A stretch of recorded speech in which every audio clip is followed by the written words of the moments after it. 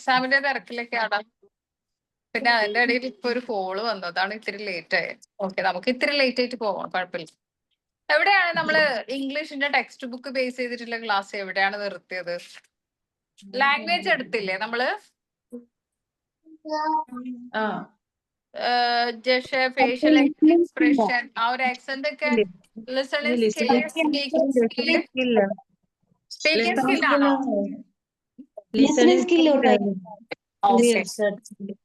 ATTC-ക്കാർക്ക് ഇതിന്റെ നോട്ട്സ് അയച്ചു തന്നു കഴിഞ്ഞാൽ ഈ ഒരു ചാപ്റ്ററും കൂടി എക്സാമിന് ഇൻക്ലൂഡ് ചെയ്തിട്ട് പഠിക്കാം കേട്ടോ. എത്രയേ ഉള്ളൂ, ഒരു 2 പേജല്ലേ ഉള്ളൂ, അതും കൂടി ഇൻക്ലൂഡ് ചെയ്തിട്ട് പഠിക്കാം. അപ്പോ സ്പീക്കിംഗ് സ്കില്ല് എന്ന് പറയുന്നത് നമ്മളെ സംസാരിക്കാനുള്ള ആ ഒരു കഴിവ് അല്ലേ? അപ്പൊ അത് the speech is the language. സംസാരം എന്ന് പറയുന്നത് എന്താണ്? നമ്മുടെ സംസാരിക്കുന്നത് അതൊരു ലാംഗ്വേജ് ആണ് അല്ലേ? നമ്മുടെ എടുത്തായിരുന്നോ?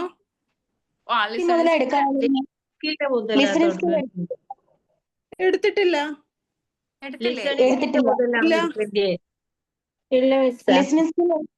Okay, don't worry. നമുക്ക് അതും കൂടി എടുക്കാം കേട്ടോ. ഇപ്പോ ഓക്കെ A-B എന്നുള്ളത് തൊട്ടിട്ട് നമ്മൾ അങ്ങോട്ട് എടുക്കാനുണ്ട് onwards. Okay. Listening skill. The skill of listening is the ability to receive and understand different speech sounds of a language. അതായത് നമ്മുടെ ഈ സംസാരിക്കാനുള്ള കഴിവ്, അതെങ്ങനെയാണ് ലിസണിങ്, ആ ഒരു സ്കില്ല്, കേൾക്കുന്നത്. ലിസണിങ് എന്ന് പറഞ്ഞാൽ എന്താ? നമ്മൾ കേൾക്കുക അല്ലെ? അത് നമ്മൾ എങ്ങനെയാണ് ആ സൗണ്ട്, ആ ശബ്ദത്തിലൂടെ വരുന്ന സൗണ്ടിനെയാണ് നമ്മൾ ആ സ്കില്ല് വെച്ചിട്ട് ക്യാച്ച് ചെയ്യുന്നത്. അപ്പൊ അതിലൂടെ നമുക്ക് എന്ത് ചെയ്യാൻ പറ്റും? മറ്റുള്ളവർ നമ്മളോട് എന്താണ് പറയുന്നത്, അവരുടെ ഫീലിങ്സ് ഐഡന്റിഫൈ ചെയ്യാൻ പറ്റും അല്ലെ? നമുക്ക് അതിലൂടെ കുറെ ഇൻഫർമേഷൻസ് കിട്ടും. എല്ലാ സംഗതികളും നമുക്ക് അതിലൂടെ മനസ്സിലാക്കാൻ പറ്റും. മറ്റുള്ളവർ എന്താണ് നമ്മളിലേക്ക് ഉദ്ദേശിക്കുന്നത്, നമ്മുടെ ആ ലിസണിങ് സ്കില്ല്, കേൾവിയുടെ കഴിവ് വെച്ചിട്ടാണ് നമ്മൾ മനസ്സിലാക്കുന്നത്. കേൾക്കുന്നതിലൂടെയാണ് മനസ്സിലാക്കുന്നത്. It is the training of one's ears to understand and discriminate the meaningful message communicated by the sounds of a language. അതായത് ഒരു ഭാഷയുടെ ശബ്ദത്തിനെ നമ്മൾ എന്ത് ചെയ്യുന്നുണ്ട്? ഇതിലൂടെ മനസ്സിലാക്കുന്നുണ്ട് അല്ലെ? കമ്മ്യൂണിക്കേഷൻ ചെയ്യാൻ വേണ്ടിയിട്ട്, ആശയവിനിമയത്തിന് വേണ്ടിയിട്ട് നമ്മൾ ഉപയോഗിക്കുന്നുണ്ട് ഈ കേൾവി ശക്തിയിലൂടെ. കേൾവിയിലൂടെയല്ലേ നമ്മൾ ആശയവിനിമയം നടത്തുന്നത് അല്ലേ? അപ്പൊ നിങ്ങൾ എന്നോട് ഇപ്പൊ ഇത് ഇത്ര എടുക്കാനുണ്ട്, അത് ഓക്കെ, ഞാൻ കേട്ടത് കൊണ്ടാണ് എനിക്കത് അണ്ടർസ്റ്റാൻഡിങ് ചെയ്യാനും അതിന് റിയാക്ഷൻ തരാനും പറ്റിയത് അല്ലെ? അപ്പൊ അതെങ്ങനെയാണ് കേൾക്കുന്നത്? നമ്മൾ എങ്ങനെയാണ് കമ്മ്യൂണിക്കേഷന് വേണ്ടിയിട്ട് മസ്റ്റ് ആയിട്ടുള്ള ഒരു സംഗതിയാണ് കേൾവി എന്ന് പറയുന്നത്. ചില കുട്ടികളെ സ്പീക്കിംഗ് ഡിസേബിലിറ്റി ഉള്ള കുട്ടികൾ ഓട്ടോമാറ്റിക്കലി ആ കുട്ടിക്ക് കേൾവി പ്രശ്നമുള്ള കുട്ടി സംസാരിക്കാനും പഠിക്കില്ല. അതെന്തുകൊണ്ടാ? ശബ്ദത്തെ ഒരിക്കൽ പോലും ഐഡന്റിഫൈ ചെയ്യാൻ പറ്റാത്തത് കൊണ്ട് അല്ലേ? ഇങ്ങനെയുള്ള കുട്ടികളിലെ സഡൻലി എന്തെങ്കിലും ഈ ആക്സിഡന്റോ അല്ലെങ്കിൽ ഇങ്ങനെ ഭയങ്കരമായിട്ടുള്ള എന്തെങ്കിലും ഷോക്കും കാര്യങ്ങളൊക്കെ ഉണ്ടാകുമ്പോൾ ചിലപ്പോൾ സംസാരിക്കുന്നുണ്ട്. അതെങ്ങനെയാണെന്നറിയോ? കേൾവി ഇല്ലെങ്കിലും അറിയാതെ അവന്റെ ഉള്ളിൽ നിന്ന് ഒരു ശബ്ദം വരും. ആ ഒരു വേദനയ്ക്കും അല്ലെങ്കിൽ ആ ഒരു ഷോക്കിലൊക്കെ വരുന്ന ഒരു ശബ്ദം ഉണ്ടല്ലോ, അത് അപ്പോഴായിരിക്കും വീട്ടുകാരും കുട്ടിയൊക്കെ തിരിച്ചറിയാൻ എനിക്ക് സംസാരിക്കാൻ പറ്റുന്നുള്ളത്. നമ്മൾ ചില മൂവിയിലൊക്കെ കാണാറില്ലേ, പെട്ടെന്ന് ഒരു ദിവസം സംസാരിക്കുന്നതൊക്കെ. ആക്ച്വലി ആ കുട്ടിക്ക് ആ സംസാരിക്കാനുള്ള കഴിവ് അവന്റെ ഉള്ളിൽ ഉണ്ട്, പക്ഷെ ഒരിക്കൽ പോലും ഈ ലോകത്ത് ശബ്ദത്തെ ഐഡന്റിഫൈ ചെയ്യാത്തത് കൊണ്ട് എന്തായി? സംസാരിക്കാനും പഠിക്കാതിരുന്നു. കേട്ടാലല്ലേ ഇതിന് എന്താണ് ശബ്ദം, എങ്ങനെയാണ് വരുന്നത്, എവിടെ നിന്ന് വരും. ജനിച്ചിട്ട് ഒരിക്കൽ പോലും കേൾക്കാൻ പറ്റാത്ത കുട്ടി ഓട്ടോമാറ്റിക്കലി ഒന്നിനോടും പ്രതികരിക്കാതെ ആകെ മൂകമായിട്ട് ഇരിക്കുന്ന ഒരു സിറ്റുവേഷൻ. അങ്ങനെയുള്ളവര് പെട്ടെന്ന് സംസാരിക്കാനുള്ള ചാൻസസ് കൂടുതലാണ് കേട്ടോ. അപ്പൊ listening skill is in English language is the ability to receive and understand English when it is spoken by somebody. This includes the following abilities. ഇതൊന്ന് മാർക്ക് ചെയ്യണേ. ലിസണിങ് സ്കില്ലിന്റെ എബിലിറ്റീസ് ആൻഡ് സ്കിൽസ് ആണ്. What are the skills and abilities of listening skill വരും അല്ലെ എക്സാമിന്? What are the abilities and skills of listening സ്കില്ലിന് എക്സാമിന് വരുമ്പോ ഇത് നിങ്ങൾ എഴുതി കൊടുത്താൽ മതി. The ability discriminate and comprehend the various sound of English. അതായത് വ്യത്യസ്തമായ ഇംഗ്ലീഷിലുള്ള ശബ്ദങ്ങളുടെ ഒരു വിപുലനം തന്നെയാണ്, പിന്നെ ഒരു കഴിവ് ഉണ്ടാക്കുകയാണ് ചെയ്യുന്നത്. പിന്നെന്താണ് the ability to understand the words phrases and sentences in English. ഇംഗ്ലീഷിലുള്ള സെന്റൻസസും ഫ്രേസസ് ഒക്കെ ഐഡന്റിഫൈ ചെയ്യാനും മനസ്സിലാക്കാനും അണ്ടർസ്റ്റാൻഡിങ് ചെയ്യാനും ഒക്കെ ഏബിൾ ആക്കുന്നു, കഴിവുള്ളതാക്കുന്നുണ്ട് എന്ത് ലിസണിങ് സ്കില്ല്. അതായത് ഇംഗ്ലീഷിലുള്ള ആ ഭാഷയുടെ തലങ്ങൾ എന്തൊക്കെയാണ് പറയുന്നത്, ഏതൊക്കെ എവിടെയൊക്കെ യൂസ് ചെയ്യണം, അതിന്റെ ഫ്രേസസും കാര്യങ്ങളും സെന്റൻസസും അല്ലെ വാക്യങ്ങൾ കൊണ്ടുള്ള ഘടനയൊക്കെ നമ്മൾ മനസ്സിലാക്കുന്നത് ആ ഒരു കേൾവിയിലൂടെയാണ്. The ability to understand statements, question and comments. Comments ഉണ്ട് അല്ലെ, ചില ആളുടെ അതിനെ കുറിച്ചുള്ള ആ ഒരു അഭിപ്രായങ്ങൾ, അതിനാണ് കോമന്റ് എന്ന് പറയുന്നത്. ആ കോമന്റും ക്വസ്റ്റ്യൻസ് ചോദ്യങ്ങൾ, സ്റ്റേറ്റ്മെന്റ്, അതിനെ കുറിച്ചുള്ള അവരുടെ ആ ഒരു ധാരണ, ഇങ്ങനെയുള്ള കാര്യങ്ങളൊക്കെ മനസ്സിലാക്കാൻ വേണ്ടിയിട്ട് കഴിവുള്ളതാക്കുന്നുണ്ട് എന്തെന്ന് ലിസണിങ് സ്കില്ല്. നമ്മൾ ആ ഒരു ക്വസ്റ്റ്യൻ കേട്ട് കഴിഞ്ഞാൽ അല്ലെങ്കിൽ ഒരാളുടെ ഒരു സ്റ്റേറ്റ്മെന്റ് കേട്ട് കഴിഞ്ഞാൽ നമുക്ക് അതിന് റെസ്പോണ്ട് ചെയ്യാൻ പറ്റും അല്ലെ. അപ്പൊ അത് കേൾവിയിലൂടെ നടക്കുന്ന, കേൾവി ഇല്ലെങ്കിൽ ഞാൻ നേരത്തെ പറഞ്ഞതുപോലെ തന്നെയാണ്, ഓട്ടോമാറ്റിക്കലി സംസാരം കുറയും കേൾക്കാതിരിക്കുമ്പോൾ. The ability to follow instructions follow ചെയ്യാൻ പറ്റും അല്ലെ. ഓരോ കാര്യങ്ങള് പിന്നെ ഓരോ നിർദ്ദേശങ്ങൾ തരുമ്പോൾ അതിനെ നമുക്ക് അനുസരിച്ചിട്ട് ഫോളോ ചെയ്യാനുള്ള ഒരു കഴിവ്, അതിനെ പിന്തുടരാനുള്ള ഒരു കഴിവ് ഉണ്ടാക്കുന്നുണ്ട്. The ability to follow simple stories and description. അതായത് ചെറിയ കഥകളും ഡിസ്ക്രിപ്ഷൻസ്, അതിന്റെ പിന്നെ ഉപജ്ഞാനങ്ങളൊക്കെ നമുക്ക് എന്ത് ചെയ്യാൻ പറ്റും, അതിനെയും നമുക്ക് ഫോളോ ചെയ്യാനുള്ള കഴിവുണ്ടാക്കുന്നുണ്ട്. നമുക്ക് എന്തെങ്കിലും കഥ കേട്ടാൽ നമ്മളിൽ automatically different kinds of feelings നമ്മുടെ ഉള്ളിൽ ഉണ്ടാവും അല്ലെ. ഇമോഷൻസ് ഉണ്ടാവും, നമ്മൾ ചിലപ്പോ ഭയങ്കര എക്സൈറ്റഡ് ആവും, ഭയങ്കര ക്യൂരിയോസിറ്റി ഉണ്ടാവും അല്ലെ. ചിലപ്പോ നമുക്ക് ടെൻഷൻ, സങ്കടങ്ങൾ വരും, അല്ലെങ്കിൽ നമുക്കൊരു പെട്ടെന്ന് ഹാപ്പിനെസ് വരും. അങ്ങനെയുള്ള സ്റ്റോറികളൊക്കെ ഉണ്ട് അല്ലെ. നമ്മൾ ഈ മൂവിയൊക്കെ കാണുമ്പോഴായാലും അല്ലെങ്കിൽ എന്തെങ്കിലും ആയാലും ഒരു കഥാപുസ്തകം വായിച്ചാൽ പോലും നമുക്ക് അങ്ങനെ കിട്ടണില്ലേ. അപ്പൊ അതുപോലെയാണ് പിന്നെ ലിസണിങ് സ്കില്ലിലൂടെ നമ്മൾ ഒരു ഭാഷയുടെ എല്ലാ വശങ്ങളും ആണ് നമ്മൾ മനസ്സിലാക്കുന്നത് എന്നാണ് ഇവിടെ പറയുന്നത്. അപ്പൊ ഇതൊന്ന് എഴുതാട്ടോ. What are the abilities and skills of listening skill എന്ന് പറഞ്ഞിട്ട് എക്സാമിന് വരുമ്പോൾ ഇതാണ് നിങ്ങൾ എഴുതി കൊടുക്കേണ്ടത്. എല്ലാം എഴുതുമ്പോൾ ദ എബിലിറ്റി ടു അണ്ടർസ്റ്റാൻഡ് വെച്ചിട്ട് എഴുതാം. അതൊരു ടിപ്പാണ്. ഒന്നും കിട്ടണില്ലെങ്കിൽ ഈ ഒരു വരിയെങ്കും പഠിച്ചു വെക്കുക, എന്നിട്ട് ബാക്കി നിങ്ങൾ കണക്ട് ചെയ്തിട്ട് എന്തെങ്കിലുമൊക്കെ എഴുതി കൊടുത്തതിനാൽ നിങ്ങൾക്ക് മാർക്ക് കിട്ടും. ഇതെങ്കിലും പഠിക്കാം. ദ എബിലിറ്റി ടു അണ്ടർസ്റ്റാൻഡ്, എന്നിട്ട് ബാക്കി എന്താ എഴുതാ, അണ്ടർസ്റ്റാൻഡ്. റിപ്പീറ്റ് ചെയ്യാവോ? റിപ്പീറ്റ് ചെയ്യാൻ പാടില്ല. എന്താ ഐഡിയ, റിപ്പീറ്റ് ചെയ്യാവോ? സ്പീഡിന് പറഞ്ഞു വേണ്ട, അങ്ങോട്ട് എഴുതിയെടുക്കാൻ പറ്റില്ല, അതുകൊണ്ട് പറഞ്ഞത്. എന്താ ഞാൻ പറഞ്ഞത് റിപ്പീറ്റ് ചെയ്യാനാണോ പറഞ്ഞത്? അല്ല, ആ ക്വസ്റ്റ്യൻ എങ്ങനെ ക്വസ്റ്റ്യൻ വരുമെന്ന് പറഞ്ഞത് അത്. ഓ ക്വസ്റ്റ്യൻ ആണോ? സോറി, ഞാൻ മിസ്അണ്ടർസ്റ്റാൻഡിങ് ചെയ്തു. ഞാൻ കരുതി ഞാൻ എഴുതുന്ന അണ്ടർസ്റ്റാൻഡ് ആണെന്ന്. ആൻസർ റിപ്പീറ്റ് ചെയ്ത് സ്കൂളിലെ പഠിച്ചത്. അതല്ല ഞാൻ പറഞ്ഞേ, റിപ്പീറ്റ് ചെയ്ത് എഴുതിയാൽ മാർക്ക് കിട്ടില്ല. കാരണം അല്ല, ചില കുട്ടികളുണ്ട് ഒന്നും എഴുതാൻ കിട്ടിയില്ലെങ്കിൽ ഒന്നിന്റെ ആൻസർ നന്നായിട്ട് അറിയെങ്കിൽ ആ ആൻസർ തന്നെ അടുത്തതിന് എഴുതി കൊടുക്കും. കാരണം ഇതിന്റെ ആൻസർ അറിയില്ല, എന്തെങ്കിലുമൊക്കെ എഴുതിയിട്ട് കണ്ടുകഴിഞ്ഞാൽ മാർക്ക് കിട്ടുമല്ലോ. ചിലപ്പോ ലക്കിന്റെ ഒരു അരമാർക്ക് 1 മാർക്ക് അതിന് വീണ് 3 മാർക്കിന്റെ ഒക്കെ ക്വസ്റ്റ്യൻ ഒക്കെ ആണെങ്കിൽ ചിലപ്പോ ഇത്രയൊക്കെ എഴുതിയിട്ടുണ്ട്, എന്നാലും എന്തൊക്കെയോ കൊടുക്കാം അല്ലെ. അങ്ങനെ കിട്ടിയാ കിട്ടി. ഞാൻ കരുതി ജാസ്മിൻ അങ്ങനെ ചോദിച്ചത്, അതായത് പിന്നെ റിപ്പീറ്റ് ചെയ്തിട്ട് ഈ എബിലിറ്റി ടു അണ്ടർസ്റ്റാൻഡ് എന്നുള്ളതിന്റെ കൂടെ ഇതന്നെ എഴുതി വെച്ച് കഴിഞ്ഞാൽ മാർക്ക് കിട്ടുമെന്നാ ചോദിച്ചത്. വലിയ പൊട്ടിയല്ലേ ഞാൻ. അല്ല, ചില കുട്ടികൾ അങ്ങനെ ചോദിക്കാറുണ്ട് ജാസ്മിൻ, അങ്ങനെ എഴുതിക്കോട്ടെ, റിപ്പീറ്റേഷൻ ഒക്കെ എഴുതാൻ പറ്റുമോ? കാരണം ലാംഗ്വേജ് സ്കിൽ പലയിടത്തും നമുക്ക് പഠിക്കാനുണ്ടല്ലോ, പ്രീ പ്രൈമറിയിൽ പഠിക്കാനുണ്ട്, എല്ലാത്തിലും പഠിക്കാനുണ്ട്. അതായത് what are the abilities and skills of listening skill ഒരു ക്വസ്റ്റ്യൻ ആണ്. What are the abilities and skills of listening skill. Listening സ്കില്ലിന്റെ എബിലിറ്റി എങ്ങനെയാണ്, സ്കിൽസ് അതിന്റെ കഴിവും അതിന്റെ പിന്നെ അതെങ്ങനെയാണ് നടപ്പിലാക്കുന്നത് എന്നൊക്കെ ഉള്ളതാണ് പിന്നെ ഇവിടെ ചോദിക്കുന്നത്. അത് ഇവിടെ എക്സ്പ്ലെയിൻ ചെയ്തിട്ട് പറഞ്ഞിട്ടുണ്ട്. ഒരു 5 പോയിന്റ്സ് ഉണ്ട്. അതില് മാർക്കിനനുസരിച്ചിട്ട് എക്സാമിന് എഴുതാം. 3 മാർക്കിന്റെ ക്വസ്റ്റ്യൻ ആണെങ്കിൽ ഒരു 3 എണ്ണം എഴുതാം, 5 മാർക്കിന്റെ ക്വസ്റ്റ്യൻ ആണെങ്കിൽ 5 എണ്ണം എഴുതി കൊടുക്കുക കേട്ടോ. മനസ്സിലായില്ലേ? മാർക്ക് നോക്കുക ആദ്യം തന്നെ. നിങ്ങൾക്ക് അവിടെ തന്നതിൽ വെച്ചിട്ട് നിങ്ങൾ ആദ്യം നോക്കേണ്ടത് ബ്രാക്കറ്റിൽ എത്ര മാർക്കാണെന്നുള്ളത്. ആ മാർക്ക് നോക്കിയിട്ട് എഴുതുക, അല്ലെങ്കിൽ നിങ്ങളുടെ ടൈം മൊത്തം പോകും. ഈ വക കാര്യങ്ങൾ ശ്രദ്ധിക്കുക കേട്ടോ. എക്സാം എടുത്ത കുട്ടികൾ പ്രത്യേകം ശ്രദ്ധിക്കാം. നെക്സ്റ്റ് വരുന്നത് സ്പീക്കിംഗ് സ്കില്ലാണ് വരുന്നത്, ബിയിൽ വരുന്നത്, പോയിന്റ് ബിയിൽ വരുന്നത്. Speech is the language. ഭാഷ എന്ന് പറയുന്നത്, സംസാരം എന്ന് പറയുന്നത് ഒരു ഭാഷ അല്ലെ, അതൊരു ഭാഷയാണ് സംസാരിക്കുന്നത്. The written record is a secondary representation of the language. Sissy Fries.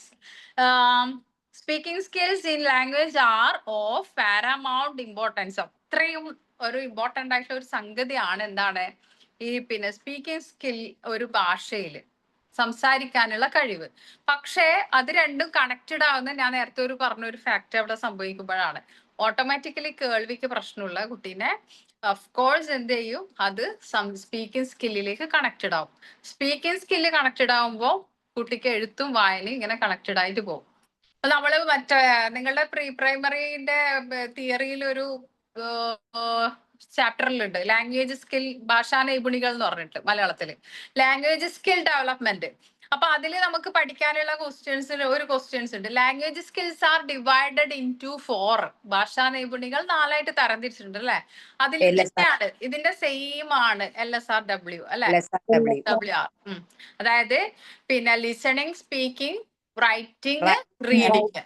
അപ്പൊ ഇത് പിന്നെ ആ ഒരു സ്കില്ല് എങ്ങനെയാണ്, ഒരു സ്കില്ലിന് പ്രശ്നം വരുമ്പോ അടുത്ത സ്കില്ലിലേക്ക് പോകും, അടുത്ത സ്കില്ല്. ഇത് ഇങ്ങനെ കണക്റ്റഡ് ആണ്, ഈച്ച് സ്കിൽസ് ആർ കണക്റ്റഡ്. അപ്പൊ ഇത് കണക്റ്റഡ് ആയത് കൊണ്ട് തന്നെ ഓട്ടോമാറ്റിക്കലി എന്ത് ചെയ്യും, ഒരു പ്രോബ്ലം വരുമ്പോ അടുത്ത പ്രോബ്ലത്തിന് അത് ബാധിക്കും. അപ്പൊ ഇവിടെ ലാംഗ്വേജസ് പാരാമൗണ്ട് വേർഡ് മീനിങ് എന്താണ് മിസ്സേ?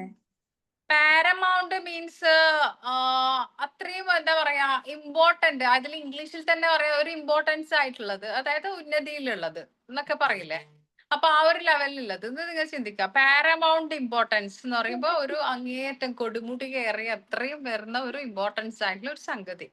ഇപ്പൊ ഇവിടെ language is primarily observed as speech. Language becomes real and useful if one is able to speak. അതായത് ഒരാളുടെ കഴിവ് ആ സംസാരിക്കുന്നതിൽ എത്തുന്നത് വരെ എന്താണ്, ഇത് ഒബ്സർവ്ഡ് ആണ്, നമ്മളിത് നിരീക്ഷിച്ചിട്ടാണ്, പിന്നെ നിരീക്ഷിക്കേണ്ടതാണ് എന്നാണ് പറയുന്നത്. നിരീക്ഷിക്കണം അവന്റെ സംസാര ശേഷി. അത് നമ്മൾ ഏർലി ചൈൽഡ്ഹുഡിൽ തന്നെ ചെയ്യണം കേട്ടോ കുട്ടികളത്. ചില പാരന്റ്സ് ഇത് ഇങ്ങനെ ശ്രദ്ധിക്കാണ്ട് വിട്ട് കഴിഞ്ഞാൽ കുറച്ച് കഴിഞ്ഞാൽ അധികം കുട്ടികൾ വലുതായിട്ടൊക്കെ പിന്നെ ഈ സ്പീച്ച് ഡിസോർഡേഴ്സ്, ഓഡിയോ തെറാപ്പിക്കൊക്കെ കൊണ്ടുപോകേണ്ട സിറ്റുവേഷൻ വരാറുണ്ട്.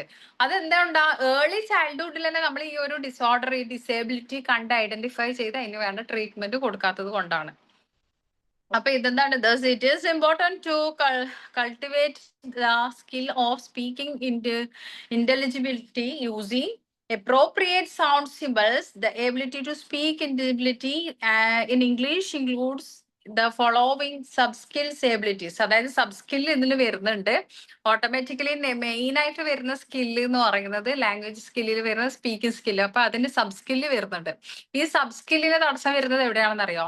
നിങ്ങള് ആർക്കെങ്കിലും ഉണ്ടോന്ന് അറിയില്ല ഫാമിലിയില് നാക്കിന് പിന്നെ ടങ് ടൈ അല്ലേ ഉള്ളേ, ടങ് ടൈ വരുന്നത്.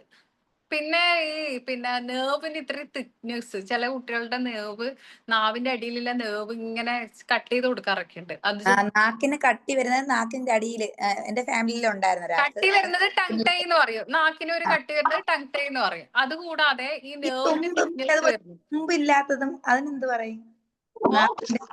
നാക്കിന് അറ്റമില്ലാത്ത ഇത് ക്ലിഫ്റ്റ് ലിപ്പ് എന്ന് പറയും. ഒരു മുച്ചുണ്ട് പോലെയൊക്കെ ആയിട്ട് സംസാരം ഒരു വികൃതമാകുന്നത് ക്ലിഫ്റ്റ് ലിപ്പ് എന്ന് പറയും. അപ്പൊ ആ ക്ലിഫ്റ്റ് ലിപ്പിലൊക്കെ വരുന്ന സമയത്ത് ഇതൊക്കെ വരുമ്പോ എന്താണ്, കേൾക്കുന്നവർക്ക് അത്ര അവരോട് സംസാരിക്കാൻ ഒരു ഇത് വരില്ല.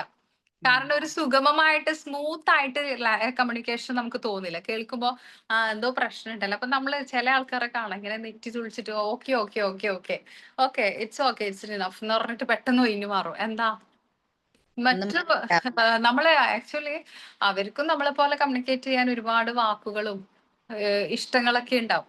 അവർക്ക് അത് നമ്മളോട് പറയാനുള്ള ടെൻഡൻസി ഉണ്ടാവും. കേൾക്കാൻ നിൽക്കില്ല. പിന്നെ അവർക്ക് അതിന്റെ ചാൻസസ് ഇല്ല. ചാൻസസ് കിട്ടാതിരിക്കുമ്പോ എന്താവും, വീണ്ടും സംസാരം കുറയും.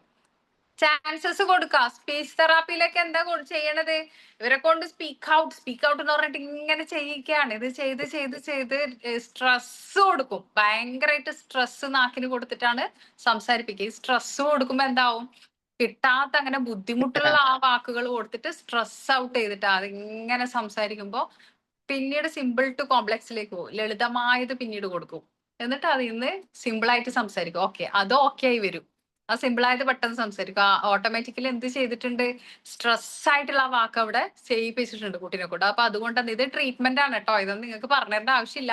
എങ്കിലും ഫാമിലിയിൽ ഉണ്ടെങ്കിൽ ട്രൈ ചെയ്യാം.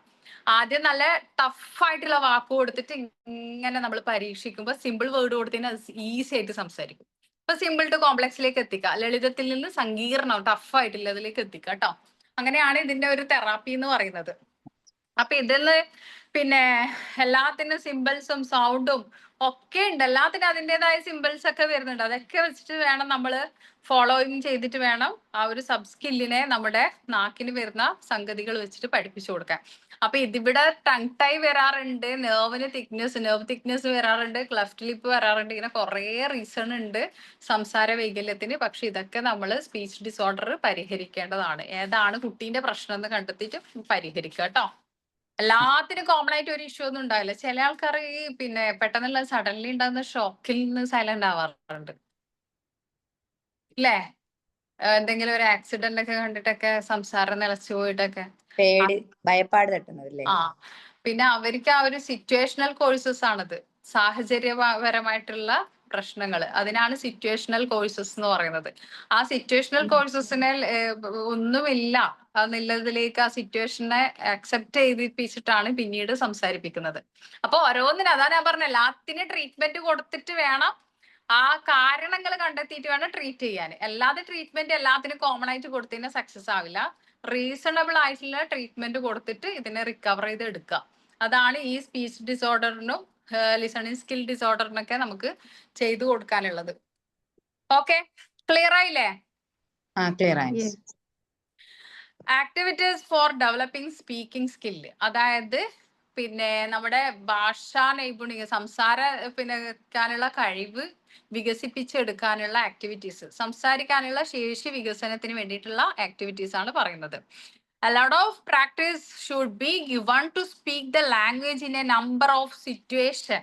അതായത് ഭാഷയിൽ എന്താണ് പ്രാക്ടീസ്, പരിശീലനം വേണം. പരിശീലനം ഷുഡ് ബി, നിർബന്ധമായിട്ട് ചെയ്യണം എന്നാണ് പറയുന്നത്. Should be given to speak the language in number of situation. സാഹചര്യത്തിനനുസരിച്ചിട്ട് പിന്നെ എന്താണ് ഭാഷ സംസാരിക്കാനുള്ള പരിശീലനം നമ്മൾ നൽകണം അല്ലെ? സിറ്റുവേഷൻ അനുസരിച്ചിട്ട് നമ്മൾ സംസാരിക്കാത്ത ആൾക്കാരെ നമ്മൾ എന്ത് പറയും? ഇതൊക്കെ എന്താ തലക്ക് വെളിവില്ലേ ചോദിക്കാറില്ലേ? യെസ്, സിറ്റുവേഷൻ അനുസരിച്ചിട്ട് ആദ്യം മനുഷ്യന് അതാണ് വേണ്ടത്. സിറ്റുവേഷൻ അനുസരിച്ചിട്ട് പെരുമാറാൻ പഠിച്ചിട്ടില്ലെങ്കിൽ നമ്മള് വെട്ടന്മാറാക്കി ചെമ്പരത്തി പോകുന്നിട്ട് പറഞ്ഞു വിടും. സത്യമാണ് കേട്ടോ. അപ്പൊ നമ്മൾ സിറ്റുവേഷൻ അനുസരിച്ചിട്ട് സംസാരിക്കാൻ പഠിക്കണം തന്നെയാണ് പറയുന്നത്. അതായത് സാഹചര്യങ്ങൾക്ക് അനുസരിച്ചിട്ട് ഭാഷയെ പരിശീലിപ്പിച്ചെടുക്കുക എന്നാണ് പറയുന്നത്. പരിശീലനം കൊടുക്കണം എന്നാണ് പറയുന്നത്. Special effort should be taken to teach sounds which do not occur in the mouth or tongue. അതായത് അവളുടെ വായിന്റെ നാക്കിൽ നിന്ന് പിന്നെ എങ്ങനെയാണ് ആ ഒരു ശബ്ദത്തെ എങ്ങനെ പ്രതിഫലിപ്പിക്കാം എന്നുള്ളത് പഠിപ്പിച്ചു കൊടുക്കണം, ടീച്ച് ചെയ്യണം. എന്നിട്ട് അതിന് വേണ്ടിയിട്ട് എഫേർട്ട് എടുക്കണം, നമ്മൾ ട്രൈ ചെയ്യണം. മനസ്സിലായില്ലേ? എങ്ങനെയാണ് ആ ശബ്ദത്തെ പ്രതിഫലിപ്പിക്കുക നാക്കിൽ നിന്ന് എന്നുള്ളതിന് നമ്മൾ പഠിപ്പിച്ചു കൊടുക്കുക, എന്നിട്ട് എഫേർട്ട് എടുക്കുക. ഞാൻ നേരത്തെ പറഞ്ഞ ഒരു സംഗതി ഇതുമായിട്ട് കണക്ട് ചെയ്യുക. അതായത് ആ എന്താണ് കുറവ് അതിന് നീ സ്ട്രെസ് കൊടുത്തിട്ട് സംസാരിപ്പിച്ചിട്ട് റിലീഫ് ആക്കി എടുക്കുക. എന്നിട്ട് സിമ്പിൾ വേർഡ്സ് പറയാം, വീണ്ടും ടഫ് വേർഡ്സിലേക്ക് എത്തിക്കുക. ടഫ് വേർഡ്സ് അടുത്ത ടൈം കുട്ടി പഠിച്ചു വരുമ്പോൾ വീണ്ടും അടുത്തൊരു ടഫ് വേർഡ്സ് എടുത്തിട്ട് പഠിപ്പിച്ചു കൊടുക്കാം. എന്നിട്ട് വീണ്ടും അതിന്റെ ഇടയിൽ എന്ത് ചെയ്യണം, ടഫ് തന്നെ പോകാൻ പാടില്ലേ, വീണ്ടും അത് റിക്കവർ ആയിക്കൊണ്ടിരുമ്പോ വളരെ നമ്മൾ ടൈം എഫേർട്ട് എടുക്കേണ്ട സംഗതിയാണ്. അതായത് വീണ്ടും ആ ടഫ് വേർഡ്സ് പഠിപ്പിക്കുക, സിമ്പിൾ വേർഡ് പഠിപ്പിക്കുക, എന്നിട്ട് നെക്സ്റ്റ് പ്രീവിയസ്ലി നമ്മൾ പഠിച്ച ഒരു കുറച്ച് ടഫായ വേർഡ്സ് ഇല്ലേ അതും പ്രാക്ടീസ് ചെയ്യിക്കുക, എന്നിട്ട് ഈ ടഫ് വേർഡ്സിലേക്ക് വീണ്ടും എത്തിക്കുക. അപ്പൊ ഇങ്ങനെ സ്റ്റെപ്പ് ബൈ സ്റ്റെപ്പ് ആയിട്ട് ഇങ്ങനെ പോകുമ്പോൾ ഓട്ടോമാറ്റിക്കലി സംസാരം എന്ന് പറയുന്നത് പിന്നീട് വരിക സ്പീഡപ്പ് ചെയ്യാനാണ്. വേഗതയിൽ സംസാരിക്കേണ്ട പ്രശ്നമില്ലല്ലോ, നിർത്തി പറയാൻ തുടങ്ങും. അത് കഴിഞ്ഞിട്ടാണ് സ്പീഡപ്പിലേക്ക് പോകുന്നത്. പിന്നെ ഓക്കെ ആയിക്കോളും, നമ്മളെ പോലെ നോർമലായിട്ട് സംസാരിക്കും. ഇങ്ങനെയാണ് അതിന്റെ ഒരു സ്റ്റേജ് എന്ന് പറയുന്നത്. ആ ഒരു ട്രീറ്റ്മെന്റ് കൊടുക്കേണ്ട സ്റ്റേജ് എങ്ങനെയാണ്. അപ്പൊ അത് തന്നെയാണ് ഇവിടെ നിങ്ങൾക്ക് ഒരു എക്സാമ്പിൾ പോലെ ചെറുങ്ങനെ പഠിപ്പിച്ചിരുന്നത് നമ്മൾ. കാരണം നിങ്ങൾക്ക് ഇത് മെഡിക്കൽ ഫീൽഡിലൊന്നും പഠിക്കേണ്ടല്ല, ഇത്രയും ഡീറ്റെയിൽ ആയിട്ട് പഠിക്കാം. അല്ലെങ്കിൽ നിങ്ങൾക്ക് ഒരുപാട് ഡീറ്റെയിൽ ആയിട്ട് പഠിക്കാണ്ട് ഇതിൽ ഒരു പോർഷൻ തന്നെ ഒരുപാട് പഠിക്കാനൊക്കെ ഉണ്ടാവും കേട്ടോ. ഇതിപ്പോ നിങ്ങൾ എല്ലാം കൂടി ഒന്ന് ക്യാപ്സ്യൂൾ രൂപത്തിൽ ജസ്റ്റ് പഠിച്ചു പോകുന്നു, അത്രേ ഉള്ളൂ. For example, the underlined sound in the word apple, watch etcetera do not occur in Malayalam. അതായത് എക്സാമ്പിൾ ആയിട്ട് എന്താണ്, പിന്നെ ആ അണ്ടർലൈൻ ചെയ്യുക, എന്താണ് വേർഡ്സ് ആപ്പിൾ, ആപ്പിൾ നിലയില് അണ്ടർലൈൻ ചെയ്യുക, എന്നിട്ട് എന്ത് ചെയ്യാം, വാച്ച് എക്സെട്ര ഇങ്ങനെയുള്ള വേർഡിനൊക്കെ അണ്ടർലൈൻ ചെയ്തിട്ട് ഇത് മലയാളത്തിൽ പറയാതെ ഇംഗ്ലീഷിൽ തന്നെ അതിന്റെ എല്ലാ തലങ്ങളും പറഞ്ഞു മനസ്സിലാക്കിയിട്ട് പഠിപ്പിച്ചു. സ്ട്രെസ് കൊടുക്കുക, apple apple apple, watch watch, മനസ്സിലായില്ലേ? അപ്പൊ ആ കുട്ടി അതിൻ്റെതായ പ്രൊനൗൺസിയേഷനിൽ പറഞ്ഞ് പഠിച്ച് ശരിയായിക്കൊണ്ട് വരും.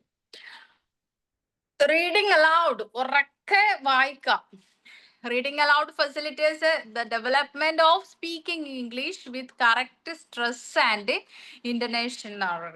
അതായത് ഉറക്കെ വായിക്കുന്നത്, ഉറക്കെ റീഡ് ചെയ്യാം. നമ്മൾ പണ്ട് കുട്ടികൾ ഇങ്ങനെ വായിക്കുന്ന സമയത്ത് സ്കൂളിൽ നിന്നൊക്കെ നമ്മളൊക്കെ പഠിക്കുന്ന സമയത്ത്, ഇപ്പോഴേ ചെറിയ കുട്ടികൾ വായിക്കുന്നതൊന്നും ഇങ്ങനെയൊന്നും ഞാൻ കാണാറൊന്നുമില്ല. നിങ്ങളൊക്കെ ചെറിയ കുട്ടികളെ പഠിപ്പിക്കുന്നുണ്ടെങ്കിൽ നിങ്ങൾക്ക് എക്സ്പീരിയൻസ് കിട്ടും.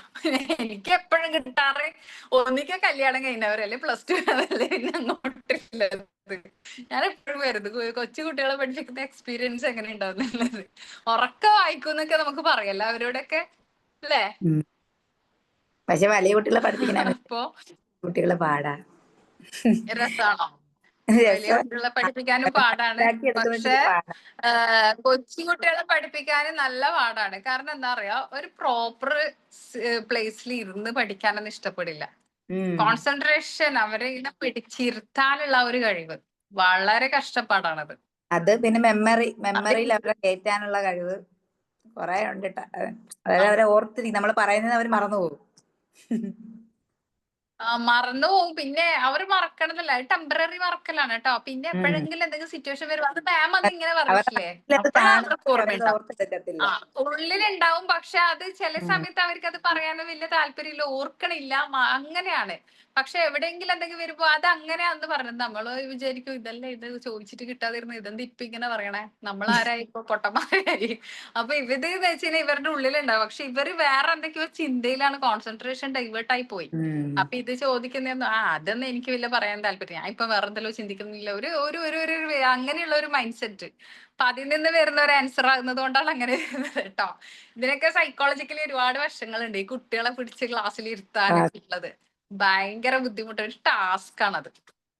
അതുപോലെ തന്നെയാണ് വലിയ കുട്ടികളായാലും കണക്ക് തന്നെയാണ്. അവർക്ക് എന്ന് വെച്ച് കഴിഞ്ഞാല് വേറെ ഏതെല്ലോ രീതിയിലേക്ക് ഇങ്ങനെ പോയിക്കൊണ്ടിരിക്കും, അതാണ് പ്രശ്നം.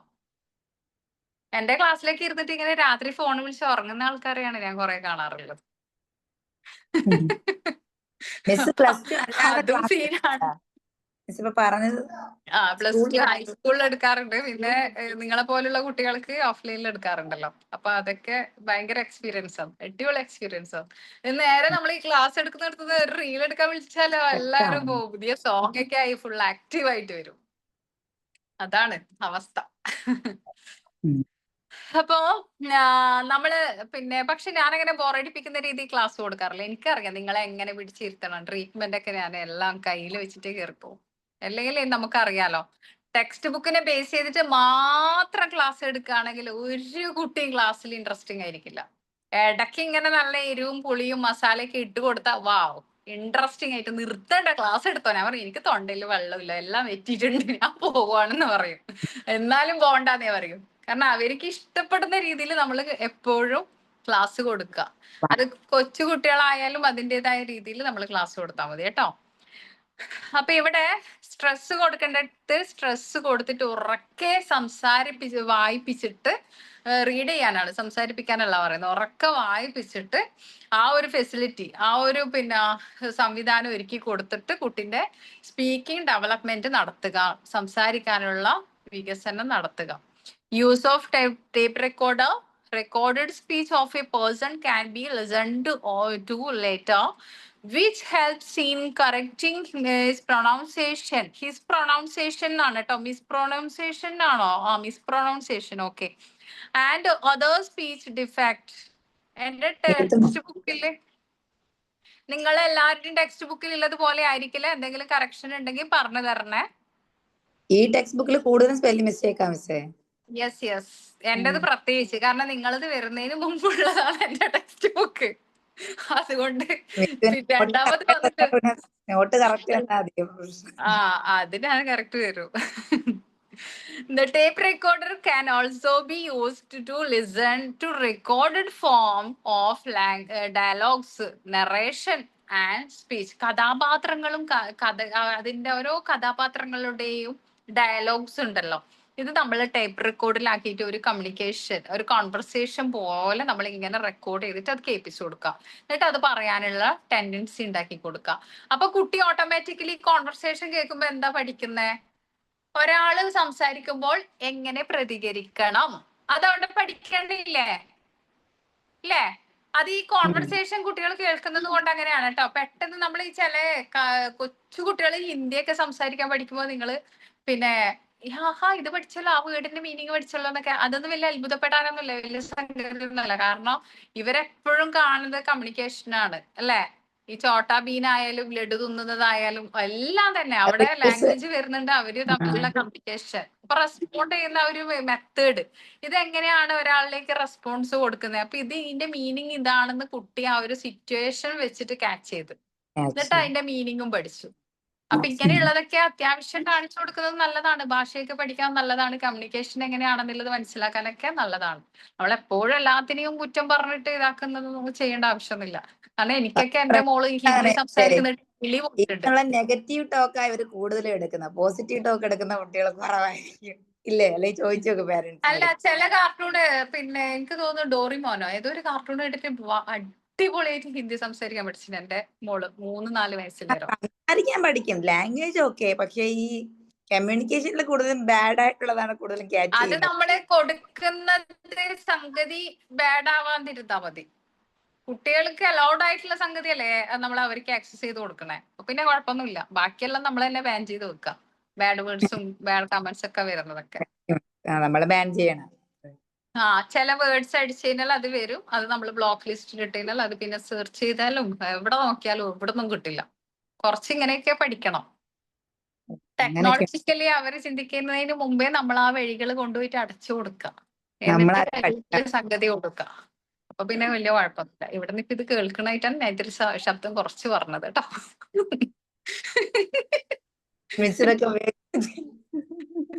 അല്ല, ചിലപ്പോ കുട്ടികൾ ചിന്തിക്കുന്നുണ്ടാവും വെറുതെ അല്ല ഇത് ചിലതൊന്ന് സെർച്ച് ചെയ്തിട്ട് കിട്ടാത്തത്.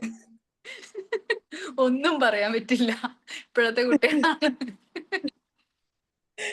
ടൈപ്പ് ചെയ്തിട്ട് കണ്ടുപിടിക്കാനുള്ള ഏജ് ഒന്നും ആയിട്ടില്ല. എങ്കിലും ഞാൻ ഇൻ ഫ്യൂച്ചർ ഇപ്പൊ അതിന് ടൈപ്പ് ചെയ്തിട്ട് വേർഡ് ടൈപ്പ് ചെയ്യാനായിട്ട് കണ്ടുപിടിക്കേണ്ട ഏജ് ഒന്നും ആയിട്ടില്ലെങ്കിലും ഇൻ ഫ്യൂച്ചറിൽ ഇവര് ചിലപ്പോ ചിന്തിക്കും ഇത് ഇങ്ങനത്തെ കാര്യങ്ങളൊക്കെ പെട്ടെന്ന് ക്യാച്ച് ചെയ്ത് മൈൻഡിൽ സ്റ്റോർ ചെയ്ത് വെച്ച് അതിനിപ്പോ യൂട്യൂബില് ടൈപ്പ് ചെയ്യേണ്ട ആവശ്യമില്ല, സ്പീക്കിൽ തന്നെ എല്ലാം കിട്ടുന്നുണ്ടല്ലോ. ഞാനാണോ പോയത്? ബ്രേക്ക് ഇവിടെ മൈക്ക് തോന്നുന്നതാ, എല്ലാരും മ്യൂട്ട് ചെയ്യാമെങ്കിൽ ഓക്കെ ആണെന്ന് തോന്നുന്നു. 1 minute വൈഫൈ കണക്ട് ചെയ്യട്ടെ. റേഞ്ചിന്റെ ഇഷ്യൂ ആണെന്ന് തോന്നുന്നു.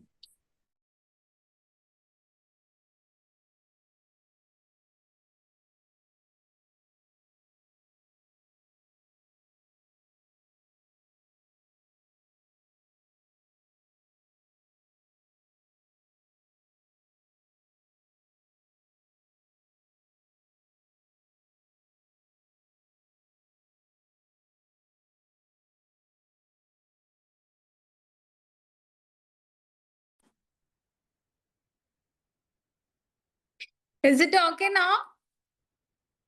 Yes, ma'am. Okay. Okay. അപ്പൊ നമ്മൾ പറഞ്ഞുകൊണ്ട് വന്നത് എന്താണ്? കമ്മ്യൂണിക്കേഷൻ കോൺവെർസേഷനിലൂടെ കമന്റ്സിലൂടെ ഒക്കെ നമുക്ക് ക്യാച്ച് ചെയ്യാൻ പറ്റുന്നതാണ്. അപ്പൊ അവിടെ എന്താണ്? കഥാപാത്രങ്ങൾ അല്ലെ, കഥാപാത്രങ്ങൾ തമ്മിലുള്ള സംഭാഷണത്തിലൂടെ നമുക്ക് കമ്മ്യൂണിക്കേഷൻ സ്പീക്കിംഗ് സ്കിൽ ഡെവലപ്മെന്റ് അവിടെ നടക്കും. സത്യമാണ് കേട്ടോ. സ്പീക്കിംഗ് സ്കിൽ ഡെവലപ്മെന്റിന് നിങ്ങൾ ഫോർ എക്സാമ്പിൾ നമുക്ക് അതിന്റെ നെഗറ്റീവ് വശങ്ങൾ ചിലവർക്ക് നിങ്ങളുടെ ലൈഫിൽ തന്നെ എക്സ്പീരിയൻസ് ചെയ്യാൻ പറ്റിയിട്ടുണ്ട്. കാരണം ഈ എബ്രോഡൊക്കെ ഒരു റൂമിൽ നിന്ന് പാരന്റ്സ് ഒക്കെ എപ്പോഴും ബിസി ആയിട്ടുള്ള ഒരു കുട്ടി മറ്റു കുട്ടികളുടെ കൂടെ നാട്ടിലേക്ക് വന്ന് സംസാരിക്കുമ്പോൾ ഈ കുട്ടി സംസാരത്തിൽ വളരെ വീക്കായിരിക്കും. അതെന്തുകൊണ്ടാ? അവന്റെ സറൗണ്ടിങ്ങിൽ അവന്റെ ആ ഒരു ബാക്ക്ഗ്രൗണ്ടിലേക്ക് അവനക്ക് അത്രേ ആക്സസ് ചെയ്യാൻ പറ്റിയിട്ടുള്ളൂ. കാരണം രണ്ടാൾക്കാർ അല്ലേ? പിന്നെ അല്ലെങ്കിൽ അധികം സംസാരിക്കാതെ വല്ലപ്പോഴും ഇങ്ങനെ ടാബിലൊക്കെ ഇരുന്ന്, കാരണം പാരന്റ്സ് എപ്പോഴും ബിസി ആയിരിക്കും. ഒറ്റയ്ക്കാവുമ്പോൾ പാരന്റ്സിന് ജോലി കൂടുതൽ ഉണ്ടാവും, ഓഫ് കോഴ്സ് അല്ലേ? അപ്പൊ ആ സിറ്റുവേഷൻ ഒക്കെ വെച്ച് നമ്മൾ എന്ത് ചെയ്യാം, അവരെ അടുത്ത റൂമിലോ അല്ലെങ്കിൽ എങ്ങനെയാണ് അവർക്ക് കമ്മ്യൂണിക്കേഷന് വേണ്ടിയിട്ടുള്ള ചാൻസസ് നമ്മൾ ഉണ്ടാക്കി കൊടുക്കാം.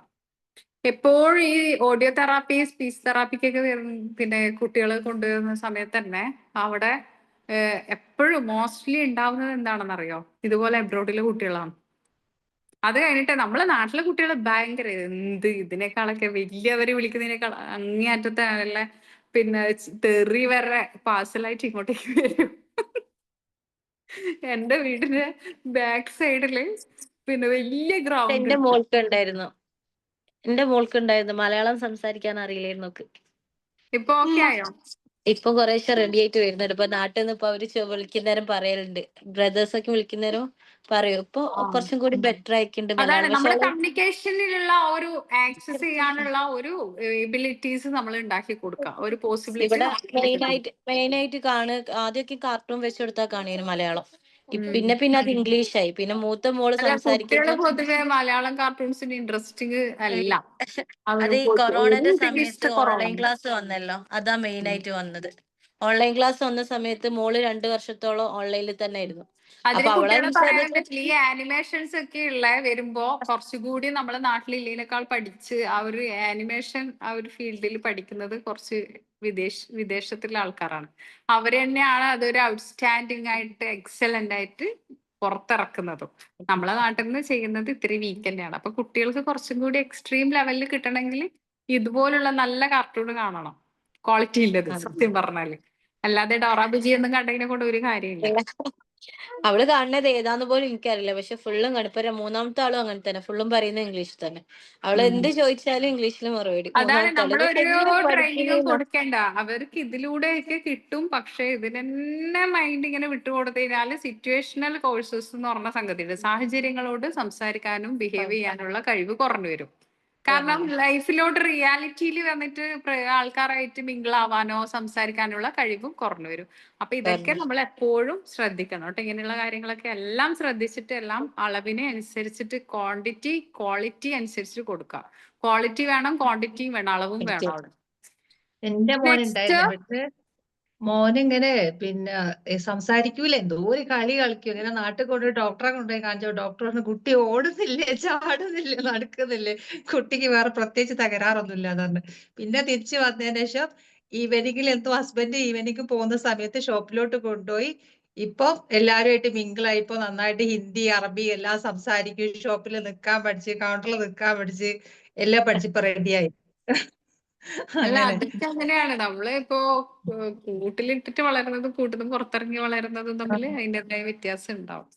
അതേപോലെ തന്നെ സംസാരിക്കാത്തൊരു മോളുടെ ഞങ്ങളെ വീട്ടില് ഉപ്പന്റെ അനിയന്റെ മോളാണ്.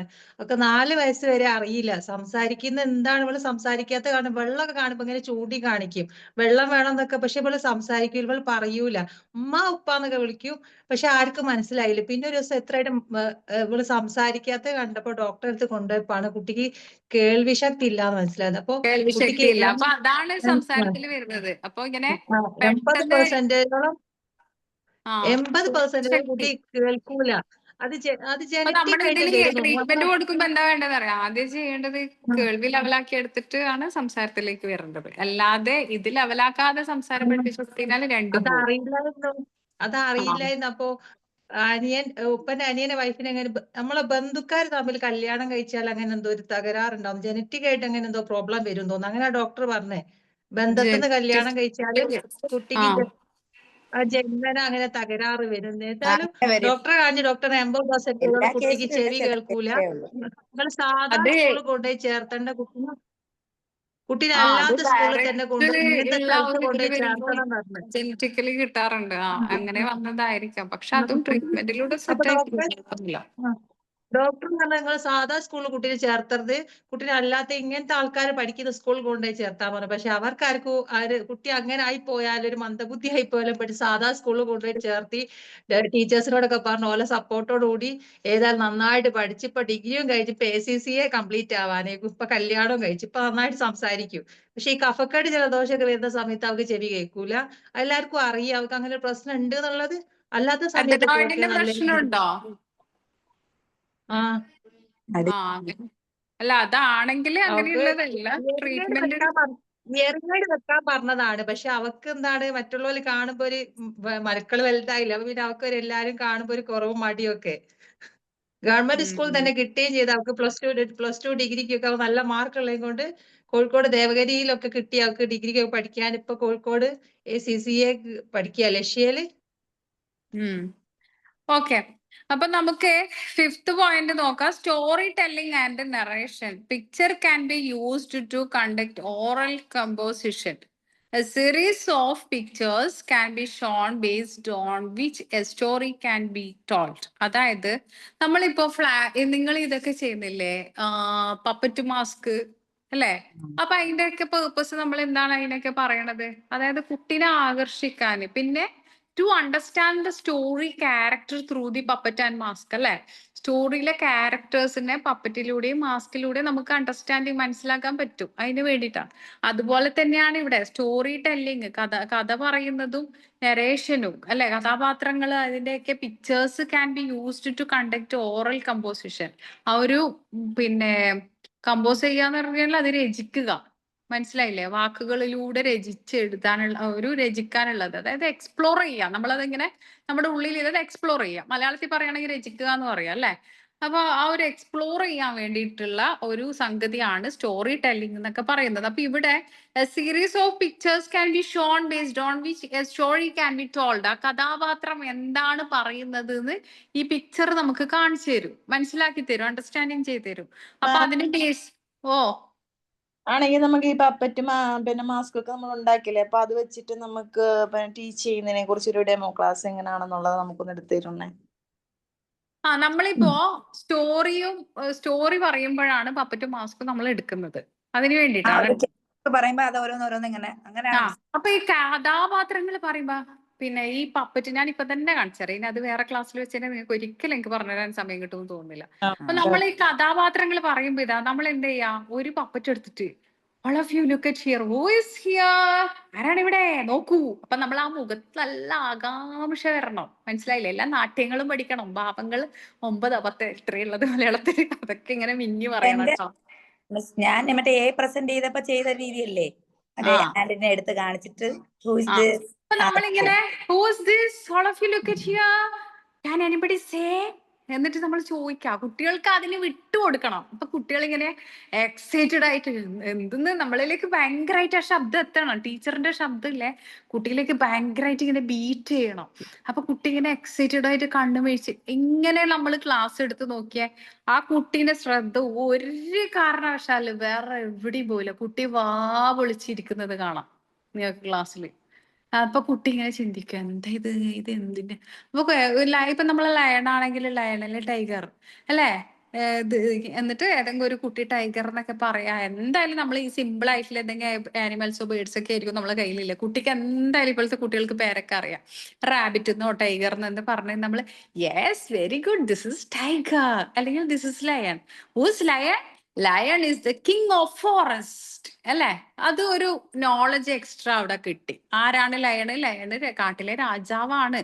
എന്നിട്ടാണ് today our hero is lion. ഇന്നത്തെ നമ്മളുടെ ടുഡേസ് ഹീറോ ഈസ് ലയൺ. നമ്മുടെ ഇന്നത്തെ ഹീറോ ആരാണ്? ലയൺ ആണ്. എന്നിട്ട് കുട്ടി ഇങ്ങനെ ലയണിന്റെ എന്തോ ഭയങ്കര ഹീറോയിസ് ഒക്കെയുള്ള ഒരു സ്റ്റോറിയൊക്കെയാണ് വരുന്നത് എന്നൊക്കെ വെച്ചിട്ട് ഇങ്ങനെ എക്സൈറ്റഡ് ആയിട്ട് കുട്ടി ഇരുന്ന് കേൾക്കും. ഇപ്പൊ നിങ്ങൾക്ക് തന്നെ കേൾക്കാൻ തോന്നില്ലേ? ഇതുപോലെ കുട്ടികളെ പിടിച്ചിരുത്തിയിട്ട് ക്വസ്റ്റ്യൻ ചോദിച്ചിട്ട് പിന്നെ എന്നിട്ട് ഇടയ്ക്ക് ലയൺ എന്ന് പറയുന്നതിന് പകരം അവർ കിങ്, നമ്മുടെ രാജാവ് എന്നൊക്കെ പറഞ്ഞിട്ട് പറഞ്ഞു നോക്കിയേ. അവർ കിങ് വാസ് സ്ലീപ്പിംഗ്. നമ്മുടെ രാജാവ് ഉറങ്ങിയായിരുന്നു എന്നൊക്കെ പറഞ്ഞിട്ട്. എനിക്ക് അങ്ങനത്തെ ലയണിന്റെ സ്റ്റോറി ഒന്നും അറിയില്ല കേട്ടോ, ഞാനൊരു എക്സാമ്പിൾ പറഞ്ഞതാണ്. അപ്പോ ആ ഒരു ഇതിൽ പറഞ്ഞു കൊടുക്കാം, നമ്മുടെ രാജാവ് അവർ കിങ് വാസ് സ്ലീപ്പിംഗ് വേണമെങ്കിൽ അണ്ടർ ദ ട്രീ ഒരു മരത്തിന്റെ താഴെ ഉറങ്ങിയായിരുന്നു. അപ്പൊ കുട്ടി ഇങ്ങനെ ഇമാജിൻ ചെയ്യും, ആ ഇത് ഈ ലയണ് ഒരു മരത്തിന്റെ അടിയിൽ ഉറങ്ങിയായിരുന്നു. കുട്ടിക്ക് ഇമാജിനേഷൻ കുട്ടിന്റെ ഭാവന വർദ്ധിക്കും അവിടെ, ചിന്താശേഷി ഇതാക്കും. കുട്ടി ഇങ്ങനെ ചിന്തിക്കും, നമ്മൾ ചോദിക്കുന്നതിന് കുട്ടി റെസ്പോണ്ട് ചെയ്യും, കേൾക്കുന്നുണ്ട്, റെസ്പോണ്ട് ചെയ്യുന്നുണ്ട്, ഒക്കെ ആ സ്റ്റോറിയിൽ ഇത്തരം മെത്തേഡിൽ കഥകള് അടിപൊളിയായിട്ട് പറഞ്ഞു കൊടുക്കാം. അതിന് നമ്മളുടെ ഓ മാസ്ക് എങ്ങനെ നമ്മൾ യൂസ് നമ്മുടെ മുഖത്തിട്ട് അങ്ങനെ മാസ്ക് ഇതേപോലെ തന്നെ, ഇത് കയ്യിൽ പപ്പറ്റ് വെക്കുന്നതിന് പകരം കൈ പിടിക്കണം എന്നില്ല, മാസ്ക് മുഖത്തിട്ടിട്ട് ഇതാ. പിന്നെ നമ്മളിപ്പോ all of you look at here എന്ന് പറയുന്നതിന് പകരം I am the king of forest. Who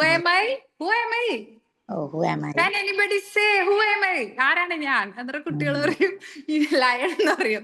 yes, I M the king of forest. ഞാനാണ് കാട്ടിലെ രാജാവ്. I M lion, I M the king of forest അല്ലെ?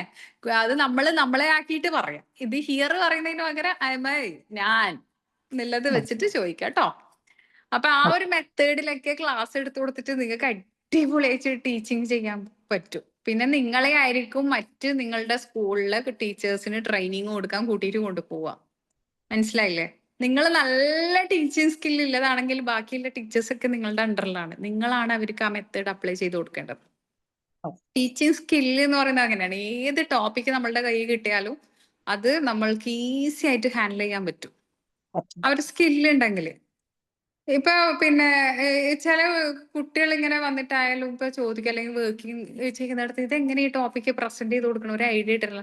അപ്പൊ എനിക്കൊക്കെ ഇത് കാണുമ്പോൾ ഞാൻ കരുതി ഇതൊക്കെ എന്ത്, കാരണം നമുക്കിത് എക്സ്പീരിയൻസ്ഡ് ആയി. അപ്പൊ നമ്മൾക്ക് എന്നെ സംബന്ധിച്ചിടത്തോളം ഓർമ്മ വെച്ച കാലം മുതൽ ഇവർക്കില്ലേ ട്രെയിനിങ് കൊടുത്തതാണ് എനിക്ക് ഏറ്റവും കൂടുതൽ എക്സ്പീരിയൻസ്. ഇങ്ങനെ പറഞ്ഞു കൊടുത്ത് ഇങ്ങനെയാണ് ടീച്ച് ചെയ്യേണ്ടത്. അതുപോലെ ചില സ്കൂളിൽ പോയിട്ട് അവർക്ക് ക്ലാസ് എടുത്ത് കൊടുത്തിട്ടുള്ള എക്സ്പീരിയൻസ് ഉണ്ട്. അവിടെ കുറെ വർഷങ്ങളായിട്ട് പഠിപ്പിക്കുന്ന ടീച്ചേഴ്സിന് പോലും ക്ലാസ് എടുത്ത് കൊടുക്കുമ്പോൾ മനസ്സിലാവാറുണ്ട് ഇവർക്കൊന്നും ഒന്നും അറിയില്ല എന്നുള്ളത്. അത് വെച്ച് നോക്കുമ്പോൾ ഞാൻ പഠിപ്പിക്കുന്ന കുട്ടികൾ എത്രയോ ഹൈ ലെവലിലാണെന്നും തോന്നാറുണ്ട്. അതങ്ങനെയാണ് കേട്ടോ. അത് അവർക്ക് കിട്ടിയ ട്രെയിനിങ്ങിന്റെ കുഴപ്പം തന്നെയാണ്. നിങ്ങളൊക്കെ അത് വെച്ച് നോക്കുമ്പോൾ ഭാഗ്യവാന്മാരാണ്. നല്ല ട്രെയിനിങ് ഒക്കെ നിങ്ങൾക്ക് കിട്ടിയിട്ടാണ് നിങ്ങൾ പോകുന്നത്. പിന്നെ നിങ്ങളുടെ ആ കോൺഫിഡൻസിന്റെ ലെവലിൽ ഞാൻ വേറൊരു കഥ പറഞ്ഞുതരാം. നമ്മളെ ബാച്ചിലൊക്കെ കഴിഞ്ഞ ബാച്ചിലൊക്കെ ഉണ്ടായ കുട്ടിയൊക്കെ പെട്ടെന്ന് ഹസ്ബൻഡ് ഒക്കെ മരിച്ച് ആകെ മെന്റലി ഡൗൺ ആയിട്ട്, സൈക്കോളജിക്കലി ഡൗൺ ആയിട്ടൊക്കെ കുറെ ഇങ്ങനെ വീക്കായിട്ട് ക്ലാസ്സിൽ നിന്ന് ഇങ്ങനെ കരഞ്ഞോണ്ടിരിക്കുന്ന കുട്ടിയായിരുന്നു. ആ കുട്ടി ഇപ്പൊ ഇലക്ഷന് മത്സരിക്കുകയാണ്.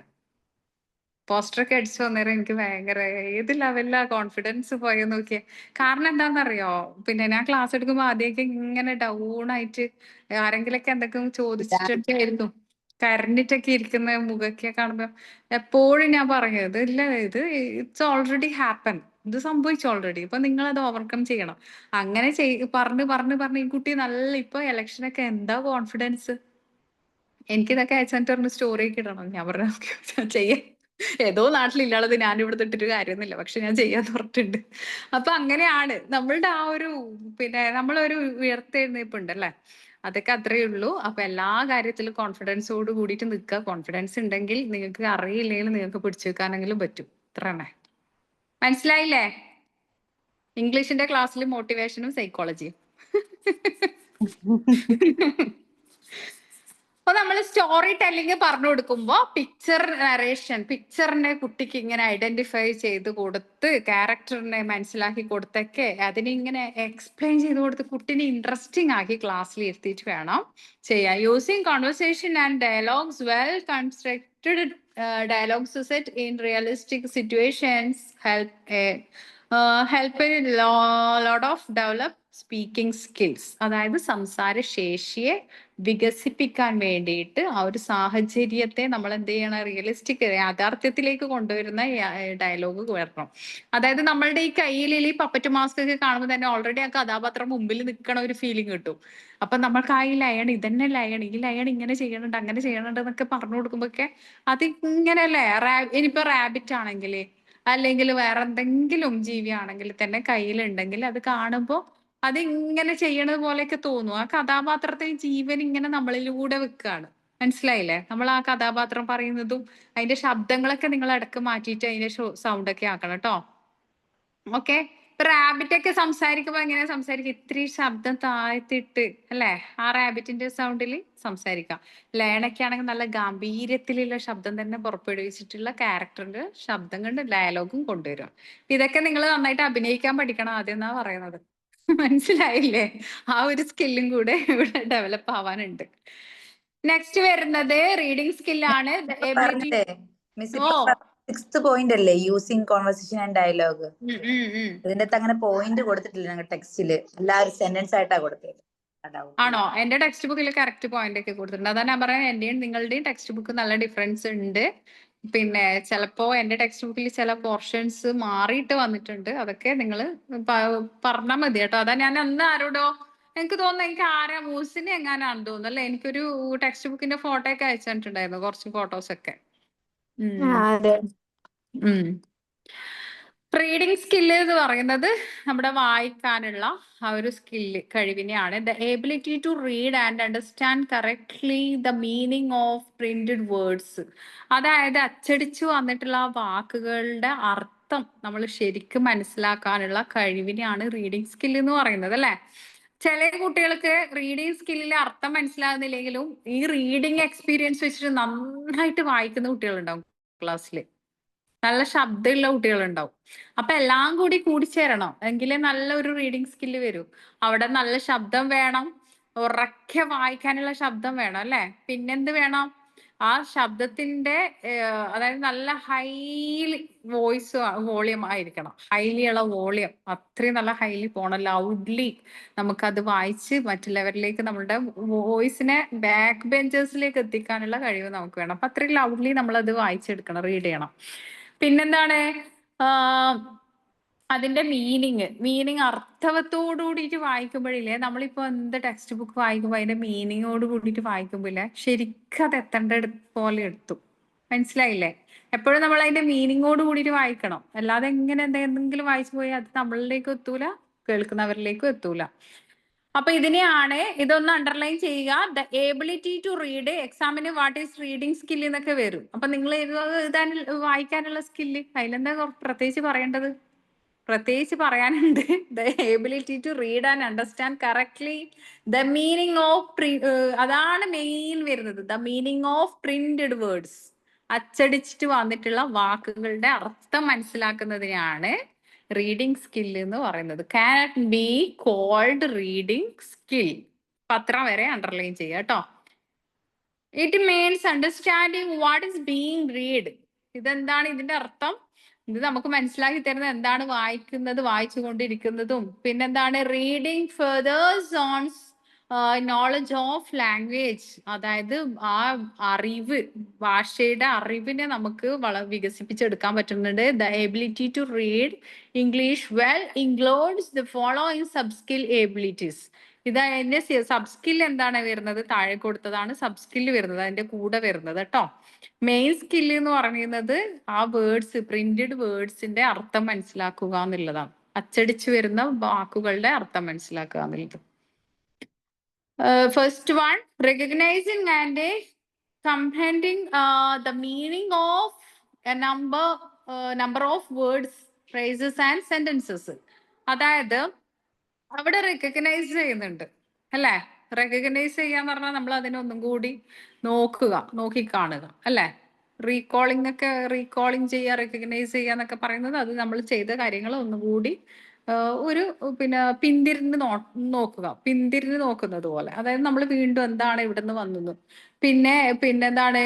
കംപ്രഹെൻഡിങ് the meaning of a number of words, ഒരു വാക്കിന്റെ എണ്ണങ്ങൾ, ആ ഒരു ഫ്രേസസ് ആൻഡ് സെന്റൻസസ്, ഇതൊക്കെ നമ്മൾ എന്ത് ചെയ്യുന്നുണ്ട്? അണ്ടർസ്റ്റാൻഡ്. അവിടെ നമ്മൾ അതിൻ്റെതായ അർത്ഥതലങ്ങൾ അടിവരയിട്ട് വെക്കുന്നുണ്ട് എന്നാണ് പറയുന്നത്. Proper I movement while reading I travel. നമ്മളുടെ കണ്ണുകൾ എപ്പോഴും എന്ത് വേണമെന്നറിയോ? ഒരു വാക്ക് വായിച്ച ഉടനെ അടുത്ത വാക്കിലേക്ക് നമ്മളുടെ കണ്ണുകളുടെ ചലനം നമ്മൾ ശ്രദ്ധിക്കണം. വായന ഭയങ്കര സ്ലോ ആയിട്ടുള്ള കുട്ടി ഇങ്ങനെ സ്റ്റക്കായി നിൽക്കുന്നത് കൊണ്ടാണ് അവനക്ക് ഒരുപാട് പ്രശ്നം വരുന്നത്. അപ്പൊ ആ കുട്ടീനെ എന്ത് വേണം? കണ്ണുകളിലൂടെ അവനോട് പറയാം അടുത്ത വാക്ക് വായിക്കുക, അടുത്തതിലേക്ക് പോവാം. അപ്പൊ ഫിംഗർ റീഡിങ് നടത്തി കഴിഞ്ഞാൽ എ ആൻഡ് ഹാൻഡ് കോർഡിനേഷനിലൂടെ പെട്ടെന്ന് കുട്ടിക്ക് വായിക്കാൻ പറ്റും. ഫിംഗർ വെച്ചിട്ട് തന്നെ അങ്ങനെയുള്ള കുട്ടികളെ വായിപ്പിക്കുക. അപ്പൊ എങ്ങനെയാണ് പ്രോപ്പർ ഐ മൂവ്മെന്റ് എന്ന് പറയുന്നത്? കറക്റ്റ് ആയിട്ടുള്ള കണ്ണിന്റെ ആ ഒരു ചലനം വളരെ പ്രധാനമാണ് വായനയില്. അപ്പൊ വൈൽ റീഡിങ് എപ്പോഴൊക്കെയാണ് നിങ്ങൾ വായിക്കുന്നത്, അപ്പൊ ആ കണ്ണിന്റെ മൂവ്മെന്റ് നിങ്ങൾ ശ്രദ്ധിക്കണം എന്നാണ് പറയുന്നത്. I travel along the lines of jerky movements. Usually, a whole phrase is read in one complete movement. This is called a span. എന്തിനാണ് ഐ സ്പാൻ എന്ന് പറയുന്നത്? കണ്ണുകളുടെ ആ ഒരു ചലനത്തെയാണ് ഐ സ്പാൻ എന്ന് പറയുന്നത്. A good reader will have long eye span. അതായത് നല്ലൊരു റീഡർക്ക് എന്തുണ്ടാവും? ഒരു സ്പാർക്ക് അടിക്കും. എവിടെ? ആ ഒരു പിന്നെ ഒരു ഇത് മിന്നായം പോലെ അത് അവിടെ കിട്ടും. എവിടെ കിട്ടും? വായനയിൽ. എല്ലാ വായനയിലും അവന്റെ ആ കണ്ണുകളുടെ ചലനത്തിന്റെ ഒരു മൊത്തത്തിൽ ഒരു ഹോൾ പ്രൈസ് കിട്ടുന്നതായിരിക്കും. Third point, holding book properly and maintaining good posture while reading. നല്ല രീതിയിൽ ഉള്ള ഒരു ഇരുന്നിട്ട് വായിക്കുക. ബുക്ക് പ്രോപ്പർലി മെയിൻറ്റെയിൻ ചെയ്യുക, അല്ലെ? ബുക്ക് കൈകാര്യം ചെയ്യുന്നത് ശരിയായ രീതിയിലായിരിക്കണം. നല്ല രീതിയിൽ ഇരുന്നിട്ട് കറക്റ്റ് പൊസിഷനിൽ ഇരുന്നിട്ട് വായിക്കണം എന്നാണ് പറയുന്നത്.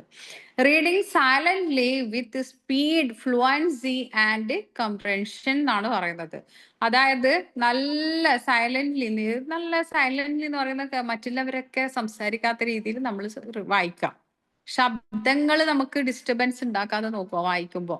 പിന്നെ അതിന്റെ സ്പീഡ്, ഫ്ലുവൻസി, ആ ഒരു ഒഴുക്ക്, ഇതൊക്കെ എന്ത് വേണം? പിന്നെ കംപ്രൻഷൻ, അതിന്റെ തലങ്ങൾ, ഇതൊക്കെ നോക്കിയിട്ട് വേണം നമ്മൾ വായിക്കാൻ. സെന്റൻസിന്റെ വരുന്നതും അതിന്റെ അടുത്ത സെന്റൻസിലേക്ക് പോകുന്നതും ആ ഒരു വേരിയേഷൻസും ഒക്കെ മനസ്സിലാക്കിയിട്ട് വായിക്കണം എന്നാണ് പറയുന്നത്. Understanding the central theme of A passage. ആ ഒരു മിഡിലിൽ വരുന്ന പാസേജിന്റെ മീനിങ്ങും കാര്യങ്ങളൊക്കെ നമ്മൾ മനസ്സിലാക്കണം. ചിലതില്ലേ നമ്മൾ വായിക്കുമ്പോഴില്ലേ, നിങ്ങൾ ശ്രദ്ധിച്ചിട്ടുണ്ടോ? നിങ്ങൾക്ക് ഉണ്ടാവാറുണ്ടോ അങ്ങനെ? ആദ്യത്തെ വേർഡ് വായിക്കുമ്പോൾ ഒരു നല്ല സുഖം തോന്നും, അവസാനത്തതും പെട്ടെന്ന് തീരും. ആ മിഡിലുള്ള വേർഡ് എന്ന് പറയുമ്പോൾ ഒരു ഇത്തിരി വായിക്കാൻ ഭയങ്കര മടിയായിരിക്കും. അത് അറിയാത്തത് കൊണ്ടല്ല കേട്ടോ, മനുഷ്യ സഹജമായിട്ട് പല മനുഷ്യർക്കും തോന്നുന്നത്. കാരണം ഇത് പെട്ടെന്നൊന്ന് കഴിച്ചു കിട്ടണം എന്നൊക്കെ തോന്നുന്ന മനുഷ്യന്മാർക്കുള്ള ഒരു ടെൻഡൻസി ആണ് മിഡിലിൽ വരുന്ന പാരഗ്രാഫിനെ ഒരു അവോയ്ഡ് ചെയ്യാനുള്ള ഒരു ടെൻഡൻസി ഉണ്ടാവാറുണ്ടോ? ഒരു പാരഗ്രാഫ് കഴിഞ്ഞിട്ട് പുതിയൊരു പാരഗ്രാഫ് തുടങ്ങുമ്പോൾ നല്ലൊരു ഇൻട്രസ്റ്റിംഗ് ആയിരിക്കും, അല്ലേ? ലൈഫിൽ പല കാര്യങ്ങളായിട്ട് നമ്മൾ കണക്ട് ചെയ്ത് കഴിഞ്ഞാൽ ഇതുമായിട്ട് കണക്റ്റഡ് ആണ് കേട്ടോ, നമ്മളെ ലൈഫിലെ പല കാര്യങ്ങളും. കാരണം തുടക്കത്തിലുള്ള ആവേശം മധ്യത്തിൽ ഉണ്ടാവില്ല, പിന്നീട് അത് തീർത്ത് കിട്ടിയുമ്പോഴുള്ള ഒരു റിലാക്സേഷൻ ആണ്. അവസാനത്തത് റിലാക്സേഷൻ ആണ് തീർത്ത് കിട്ടുന്നത്.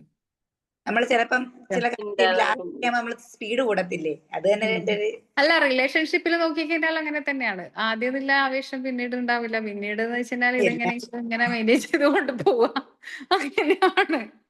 എല്ലാ കാര്യങ്ങളും അങ്ങനെ തന്നെയാണ് കേട്ടോ. ഞാൻ കോമൺ ആയിട്ട് പറഞ്ഞതാണ്. അങ്ങനെ പല സംഗതികളും ഉണ്ട്. കാരണം അതാണ് ഈ പിന്നെ ഫസ്റ്റ് ഫ്രം ദി ബിഗിനിങ്ങിൽ വളരെ നല്ലതായിരിക്കും. പിന്നെ മിഡിലെത്തുമ്പോ ഇത്തിരി റിപ്പീറ്റേഷൻ ഫീലിംഗ്, ആവർത്തന വിരസത ഫീൽ ചെയ്യും. പിന്നെ അതിങ്ങനെ മെയിൻറ്റെയിൻ ചെയ്ത് പോകുക, അല്ലെങ്കിൽ അങ്ങനെയുള്ളത്. അതാണ് എല്ലാത്തിലും സംഭവിക്കുന്നത്, ഏത് ഇതിലാണെങ്കിലും കേട്ടോ. ഇപ്പൊ പഠിക്കണ കാര്യമായാലും അങ്ങനെ തന്നെയാണ്. നമ്മളൊരു ഡിഗ്രിയോ അല്ലെങ്കിൽ PG ഒക്കെ ചെയ്യുമ്പോൾ ചേർന്ന ഉടനെ ഭയങ്കര ഇൻട്രസ്റ്റിംഗ് ആയിരിക്കും. കുറേ ലാഗടിപ്പിക്കുമ്പോ അതിന്റെ നടുക്ക് നമുക്ക് ഒരു മടുപ്പ് വരണം. അതാണ് ഇവിടെ കറക്റ്റ് പറഞ്ഞിട്ടുള്ളത്. അതായത് understanding the central theme of A passage, ആ ഒരു മിഡിൽ പോർഷനിൽ വരുന്നത് നമ്മൾ മനസ്സിലാക്കണം. അത് നമ്മൾ എപ്പോഴും നമ്മൾക്ക് സ്കിപ്പ് ചെയ്യാനുള്ള ടെൻഡൻസി എവിടെ ഉണ്ടാവും? നമ്മളെ മൈൻഡ് സെറ്റിൽ ഓൾറെഡി ഉണ്ട്, തലച്ചോറിൽ ആ ഒരു ടെൻഡൻസി ഉണ്ടാവും. അത് സത്യമാണ്. അത് നിങ്ങൾക്ക് എല്ലാവർക്കും ഇങ്ങനെ ഫീൽ ചെയ്യാറില്ലേ? ഫസ്റ്റ് പാരഗ്രാഫ് വായിക്കാൻ ഒരു ഇഷ്ടം. അത് തന്നെ, അത് എനിക്കും ഉണ്ടാവാറുണ്ട് പണ്ടേ.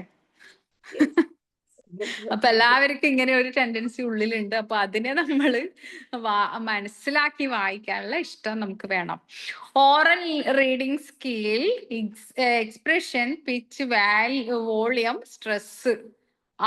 എന്താണ് ഞാൻ പറയല്ല, സ്ട്രെസ് കൊടുക്കുക. അതിനൊരു കനം കൊടുത്തിട്ട് അതിനെ സംസാരിപ്പിക്കുന്നത് സ്ട്രെസ് കൊടുക്കാന്ന് പറയുന്നത്. ഇത്തിരി കനം കൊടുക്കുക കേട്ടോ.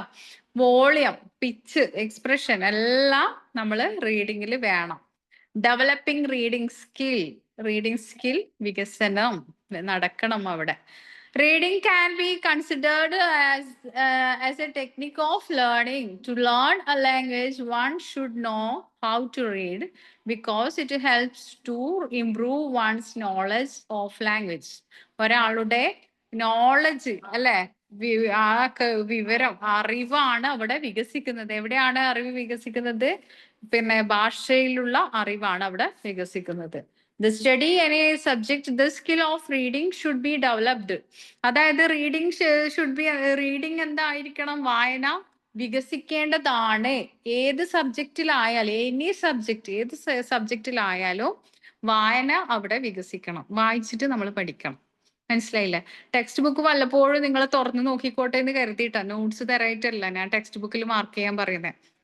അത് വായിച്ച് വല്ലപ്പോഴും ഒന്ന് മറിച്ച് നോക്കുമ്പോൾ ഇതവിടെ ക്യാച്ച് ആവും. അതിന് വേണ്ടിയിട്ടാണ് കേട്ടോ. അല്ലെങ്കിൽ എനിക്ക് പറയാലോ അത് നോട്ടിൽ തന്നെ, പക്ഷെ ടെക്സ്റ്റ് ബുക്ക് എപ്പോഴെങ്കിലും ഒന്ന് മറിച്ച് നോക്കുമ്പോൾ ഇതവിടെ കിട്ടണം. പിന്നെന്താണ്?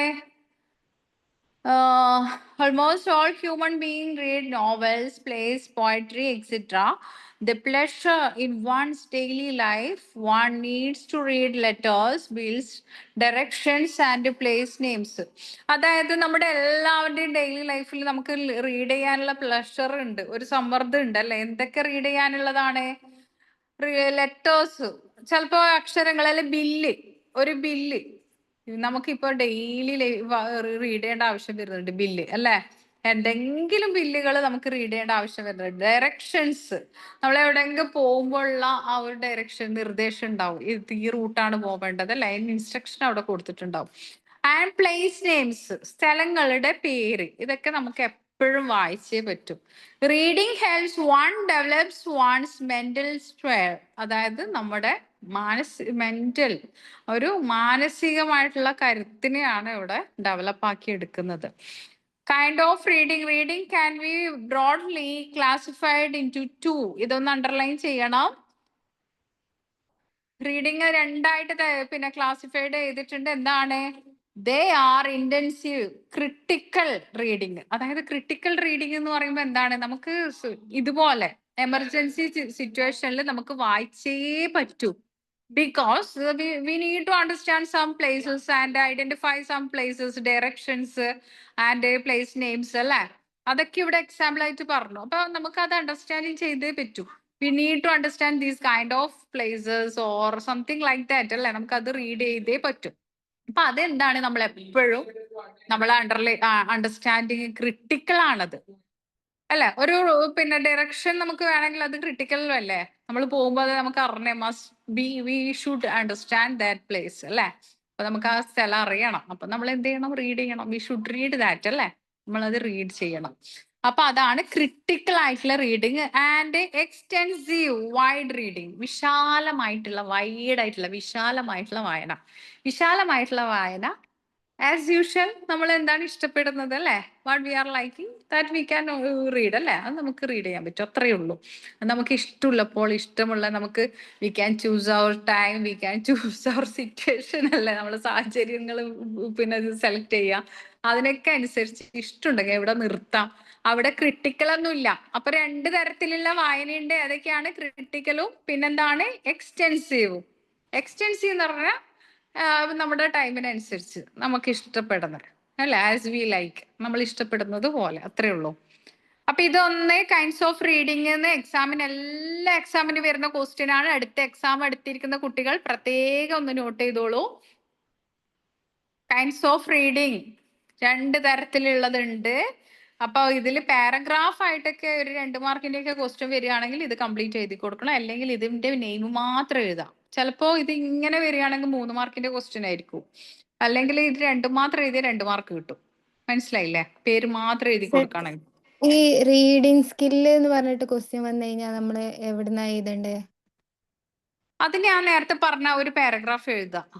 എന്നിട്ട് പിന്നെ റീഡിങ് സ്കില്ല് അവിടെ കിട്ടി മെയിൻ ആയിട്ടുള്ളത്. അപ്പൊ അതിന്റെ sub skill, there are some sub skill also in reading skill അല്ലെ? റീഡിങ് സ്കില്ല് കുറച്ച് സബ് സ്കില്ല് കൂടി ഉണ്ട്. നമ്മളുടേതായ ഭാഷയിൽ എഴുതാൻ പഠിച്ചാൽ മതി കേട്ടോ. ടെക്സ്റ്റ് ബുക്കിലെ പാരഗ്രാഫ് ഒരിക്കലും കോപ്പി പേസ്റ്റ് ചെയ്തിട്ട് എഴുതണോ? ഓ അത് വലിയ മാർക്കിനാണ് ചോദിക്കുന്നെങ്കിൽ താഴെയുള്ള അതാ ഞാൻ പറഞ്ഞേ, മാർക്കിനനുസരിച്ചിട്ട്. പക്ഷേ നിങ്ങൾ എപ്പോഴും ശ്രദ്ധിക്കേണ്ട, ഞാൻ നിങ്ങൾക്ക് എന്ത് ക്വസ്റ്റ്യൻ തന്നു അതല്ലാതെ നിങ്ങളെ പഴക്കുന്ന ഒരു ക്വസ്റ്റ്യൻ എക്സാമിന് വരില്ല. ഞാൻ എന്ത് ക്വസ്റ്റ്യൻ തരുന്നു അത് പഠിക്കാം. മനസ്സിലായില്ലേ? അതേ പഠിക്കണ്ടോ. ഞാൻ തന്നിട്ടില്ലെങ്കിൽ ആ ക്വസ്റ്റ്യൻ വരില്ല. അത്രേ ഉള്ളൂ. അല്ലാതെ അതിൽ നിങ്ങൾക്ക് ടെൻഷൻ അടിക്കേണ്ട ഒരു കാര്യമില്ല. തന്നിട്ടില്ലെങ്കിൽ അത് പഠിക്കണ്ട. അപ്പൊ അത്രേ ഉള്ളൂ. അതങ്ങനെ ടെൻഷൻ അടിക്കാൻ മാത്രമൊന്നുമില്ല അതില്. എക്സാമിന് മുമ്പ് മിസ് ITTCക്കാർക്ക് ഇട്ട ക്വസ്റ്റ്യൻ ഞാൻ ശ്രദ്ധിച്ചിരുന്നു. അപ്പൊ അതിൽ മാർക്ക് ബേസ് നമ്മൾ എത്ര പോയിന്റ് എഴുതണം അതൊന്ന് ജസ്റ്റ് ഒന്ന് പറഞ്ഞു തരണം എക്സാമിന് മുമ്പ്. ഇപ്പം അത് ഒബ്ജക്ഷനിൽ കൊടുക്കണുണ്ടല്ലോ. അങ്ങനെ കൊടുത്തിട്ടുണ്ടോ? ഈ മാർക്കിന് എത്ര കൊടുക്കാറുണ്ട്. എഴുതേണ്ടി വരും? എത്ര മാർക്കിന് നമ്മൾ എത്ര പോയിന്റ് അല്ലെ എത്ര അങ്ങനെ അതായത് 5 മാർക്കിനൊക്കെ ആണെങ്കിൽ ഒരു പേജാണ് എഴുതേണ്ടത്. ഒരു പേജ് മീൻസ് ഒരു പോർഷൻ, ഒരു പേജിന്റെ ഒരു ഭാഗം എഴുതുക കേട്ടോ. അപ്പൊ അത്രയാണ് 5 മാർക്കിന്. ഇല്ല അതിൽ കുറച്ച് കുറഞ്ഞാലും വലിയ പ്രശ്നമൊന്നുമില്ല. അങ്ങനെ മാർക്കിനനുസരിച്ച് ഇത്ര എഴുതണം എന്നുള്ളത് എക്സാമിന് പറഞ്ഞുതരും. കുറച്ച് എഴുതാം. എസ്സേ ആണെങ്കിൽ നമ്മൾ എത്ര പേജാ കവർ ചെയ്യേണ്ടുള്ളത്? എസ്സേ ക്വസ്റ്റ്യൻ 15 മാർക്കിന്റെ ഒരു എസ്സേ ഒക്കെ ആണെങ്കിൽ ഒരു 3 പേജ്, അതായത് 3 പേജ് എന്ന് പറഞ്ഞാൽ 3 ഫുൾ പേജ് അല്ല, 1.5 പോർഷനായിട്ട് പാർട്ടായിട്ട് വരുന്നത്. അപ്പൊ അതങ്ങനെ എഴുതാം. മനസ്സിലായില്ലേ? അത്രയൊക്കെ എഴുതും. 15 മാർക്ക് 20 മാർക്കൊക്കെ ആണെങ്കിൽ അത്ര എഴുതിയാൽ മതി. പക്ഷെ എനിവേ നിങ്ങൾ ഒരു 2 പേജ് എഴുതിയാലും ചിലപ്പോ നിങ്ങൾക്ക് ഫുൾ മാർക്ക് കിട്ടും. എങ്ങനെയാണെന്നറിയോ? പിന്നെ അവിടെ നിങ്ങൾ കണ്ടന്റ് ആ ഒരു മെയിൻ ആയിട്ടുള്ള സംഗതി കീപ്പ് ചെയ്തിട്ടുണ്ടെങ്കിൽ ആൻസറിൽ കറക്റ്റ് എക്സാക്ട് ആൻസർ അവിടെ വെച്ചിട്ടാണ് നിങ്ങൾ ബാക്കി എക്സ്പ്ലെയിൻ ചെയ്തത് വൈഡായിട്ട് എഴുതിയതെങ്കിൽ മാർക്ക് എന്തായാലും കിട്ടും. 2 പേജ് എഴുതിയാലും സംഗതി ഉണ്ടായിരിക്കണം, കറക്റ്റ് സംഗതി ഉണ്ടായിരിക്കണം ആൻസർ. എന്നിട്ട് ഇത്രയും എക്സ്പ്ലെയിൻ ചെയ്യാൻ വിട്ട് കുറേ അങ്ങോട്ട് വലിച്ചു വാരി എഴുതിയില്ലെങ്കിലും വലിയ കുഴപ്പമൊന്നുമില്ല. ഇപ്പൊ റീഡിങ് എന്താണ്? കൈൻഡ്സ് ഓഫ് റീഡിങ് എന്താണ്? Reading can be broadly classified into 2. ഇതിലാണ് they are intensive critical reading and extensive wide reading. ഈ രണ്ടാണ് എടുക്കാനുള്ളത്. അപ്പൊ നമ്മള് ടൈം ഒരുപാടായിട്ടുണ്ടല്ലേ. ഞാൻ ജോയിൻ ചെയ്ത് 10 മിനിറ്റ് 8 മിനിറ്റ് അങ്ങനെ ലേറ്റ് ആയിട്ട് ഇപ്പൊ അതിലും പോയിട്ടുണ്ട് time. Method and techniques of developing reading skill എന്നുള്ളത് അടുത്ത ക്ലാസ്സിൽ എടുക്കാം. എക്സാം അടുത്ത കുട്ടികൾക്ക് ഈ ഒരു ക്ലാസ്സും കൂടെ പെട്ടെന്ന് വെച്ചിട്ട് ചാപ്റ്റർ ഫിനിഷ് ആക്കും. എനിവേ ഇത് ഫിനിഷ് ആയിട്ടില്ലെങ്കിലും നിങ്ങൾക്ക് ഈ ഒരു പോർഷന് ബാക്കി ക്വസ്റ്റ്യൻ ഇല്ലാന്ന് നോക്കാം കേട്ടോ. നോട്ട്സ് അയച്ചു തരാം. അപ്പൊ അത് എഴുതി വെച്ചിട്ടോ പ്രിന്റ് ഔട്ട് എടുത്തിട്ടോ പഠിക്കുക എക്സാം എടുത്ത കുട്ടികൾ. ATTC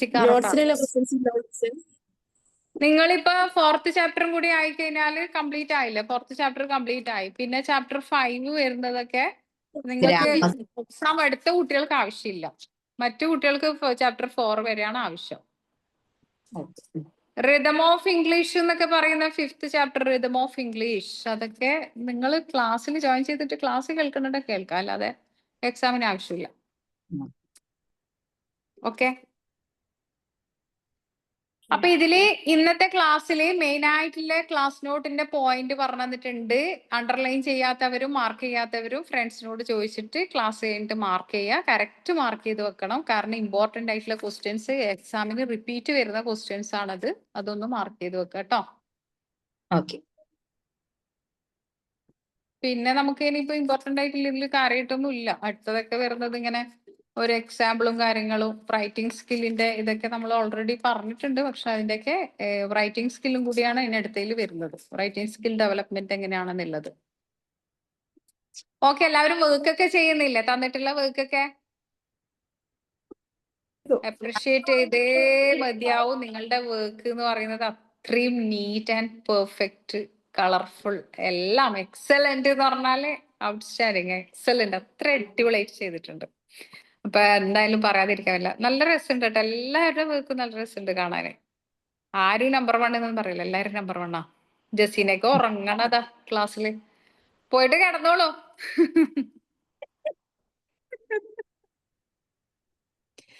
അപ്പൊ എല്ലാവർക്കും ഗുഡ് നൈറ്റ്. സ്പെഷ്യൽ ക്ലാസ് വെക്കാൻ ഞാൻ നോക്കട്ടെ. സ്പെഷ്യൽ ക്ലാസ് ഉണ്ടെങ്കിൽ ATTCക്കാർക്ക് കുറച്ചുകൂടി ബെറ്റർ ആയിരിക്കും അല്ലെ. ഒന്ന് പറഞ്ഞു തന്ന് തീർത്തിട്ടുണ്ടെങ്കിൽ റൈറ്റിംഗ് സ്കില്ലും കൂടി പറഞ്ഞു തരാൻ പറ്റുമോ നോക്കട്ടെ. നേരത്തെ മറ്റേ 2 ബാച്ചിന്റെ സ്പെഷ്യൽ ക്ലാസിന്റെ ലിസ്റ്റ് ഇട്ടതേ ഇല്ല. ഇപ്പൊ ഞാനതാ ചിന്തിക്കണം. അവർക്ക് ഇപ്പൊ 5 ക്ലാസ് സ്പെഷ്യൽ ക്ലാസ് കൊടുക്കണം. ഇപ്പൊ നിങ്ങളതും കൂടി ആകുമ്പോ എവിടെ പോയിട്ട് സമയം കണ്ടെത്താന്ന് അറിയില്ല. ഞാൻ ഫുൾ ടൈം ഇങ്ങനെ ഇരിക്കേണ്ടി വരും രാത്രി മൊത്തം. ഓക്കെ, കുഴപ്പമില്ല. Good night. അപ്പൊ good night, bye. See you in the next class. Good bye. night. Bye.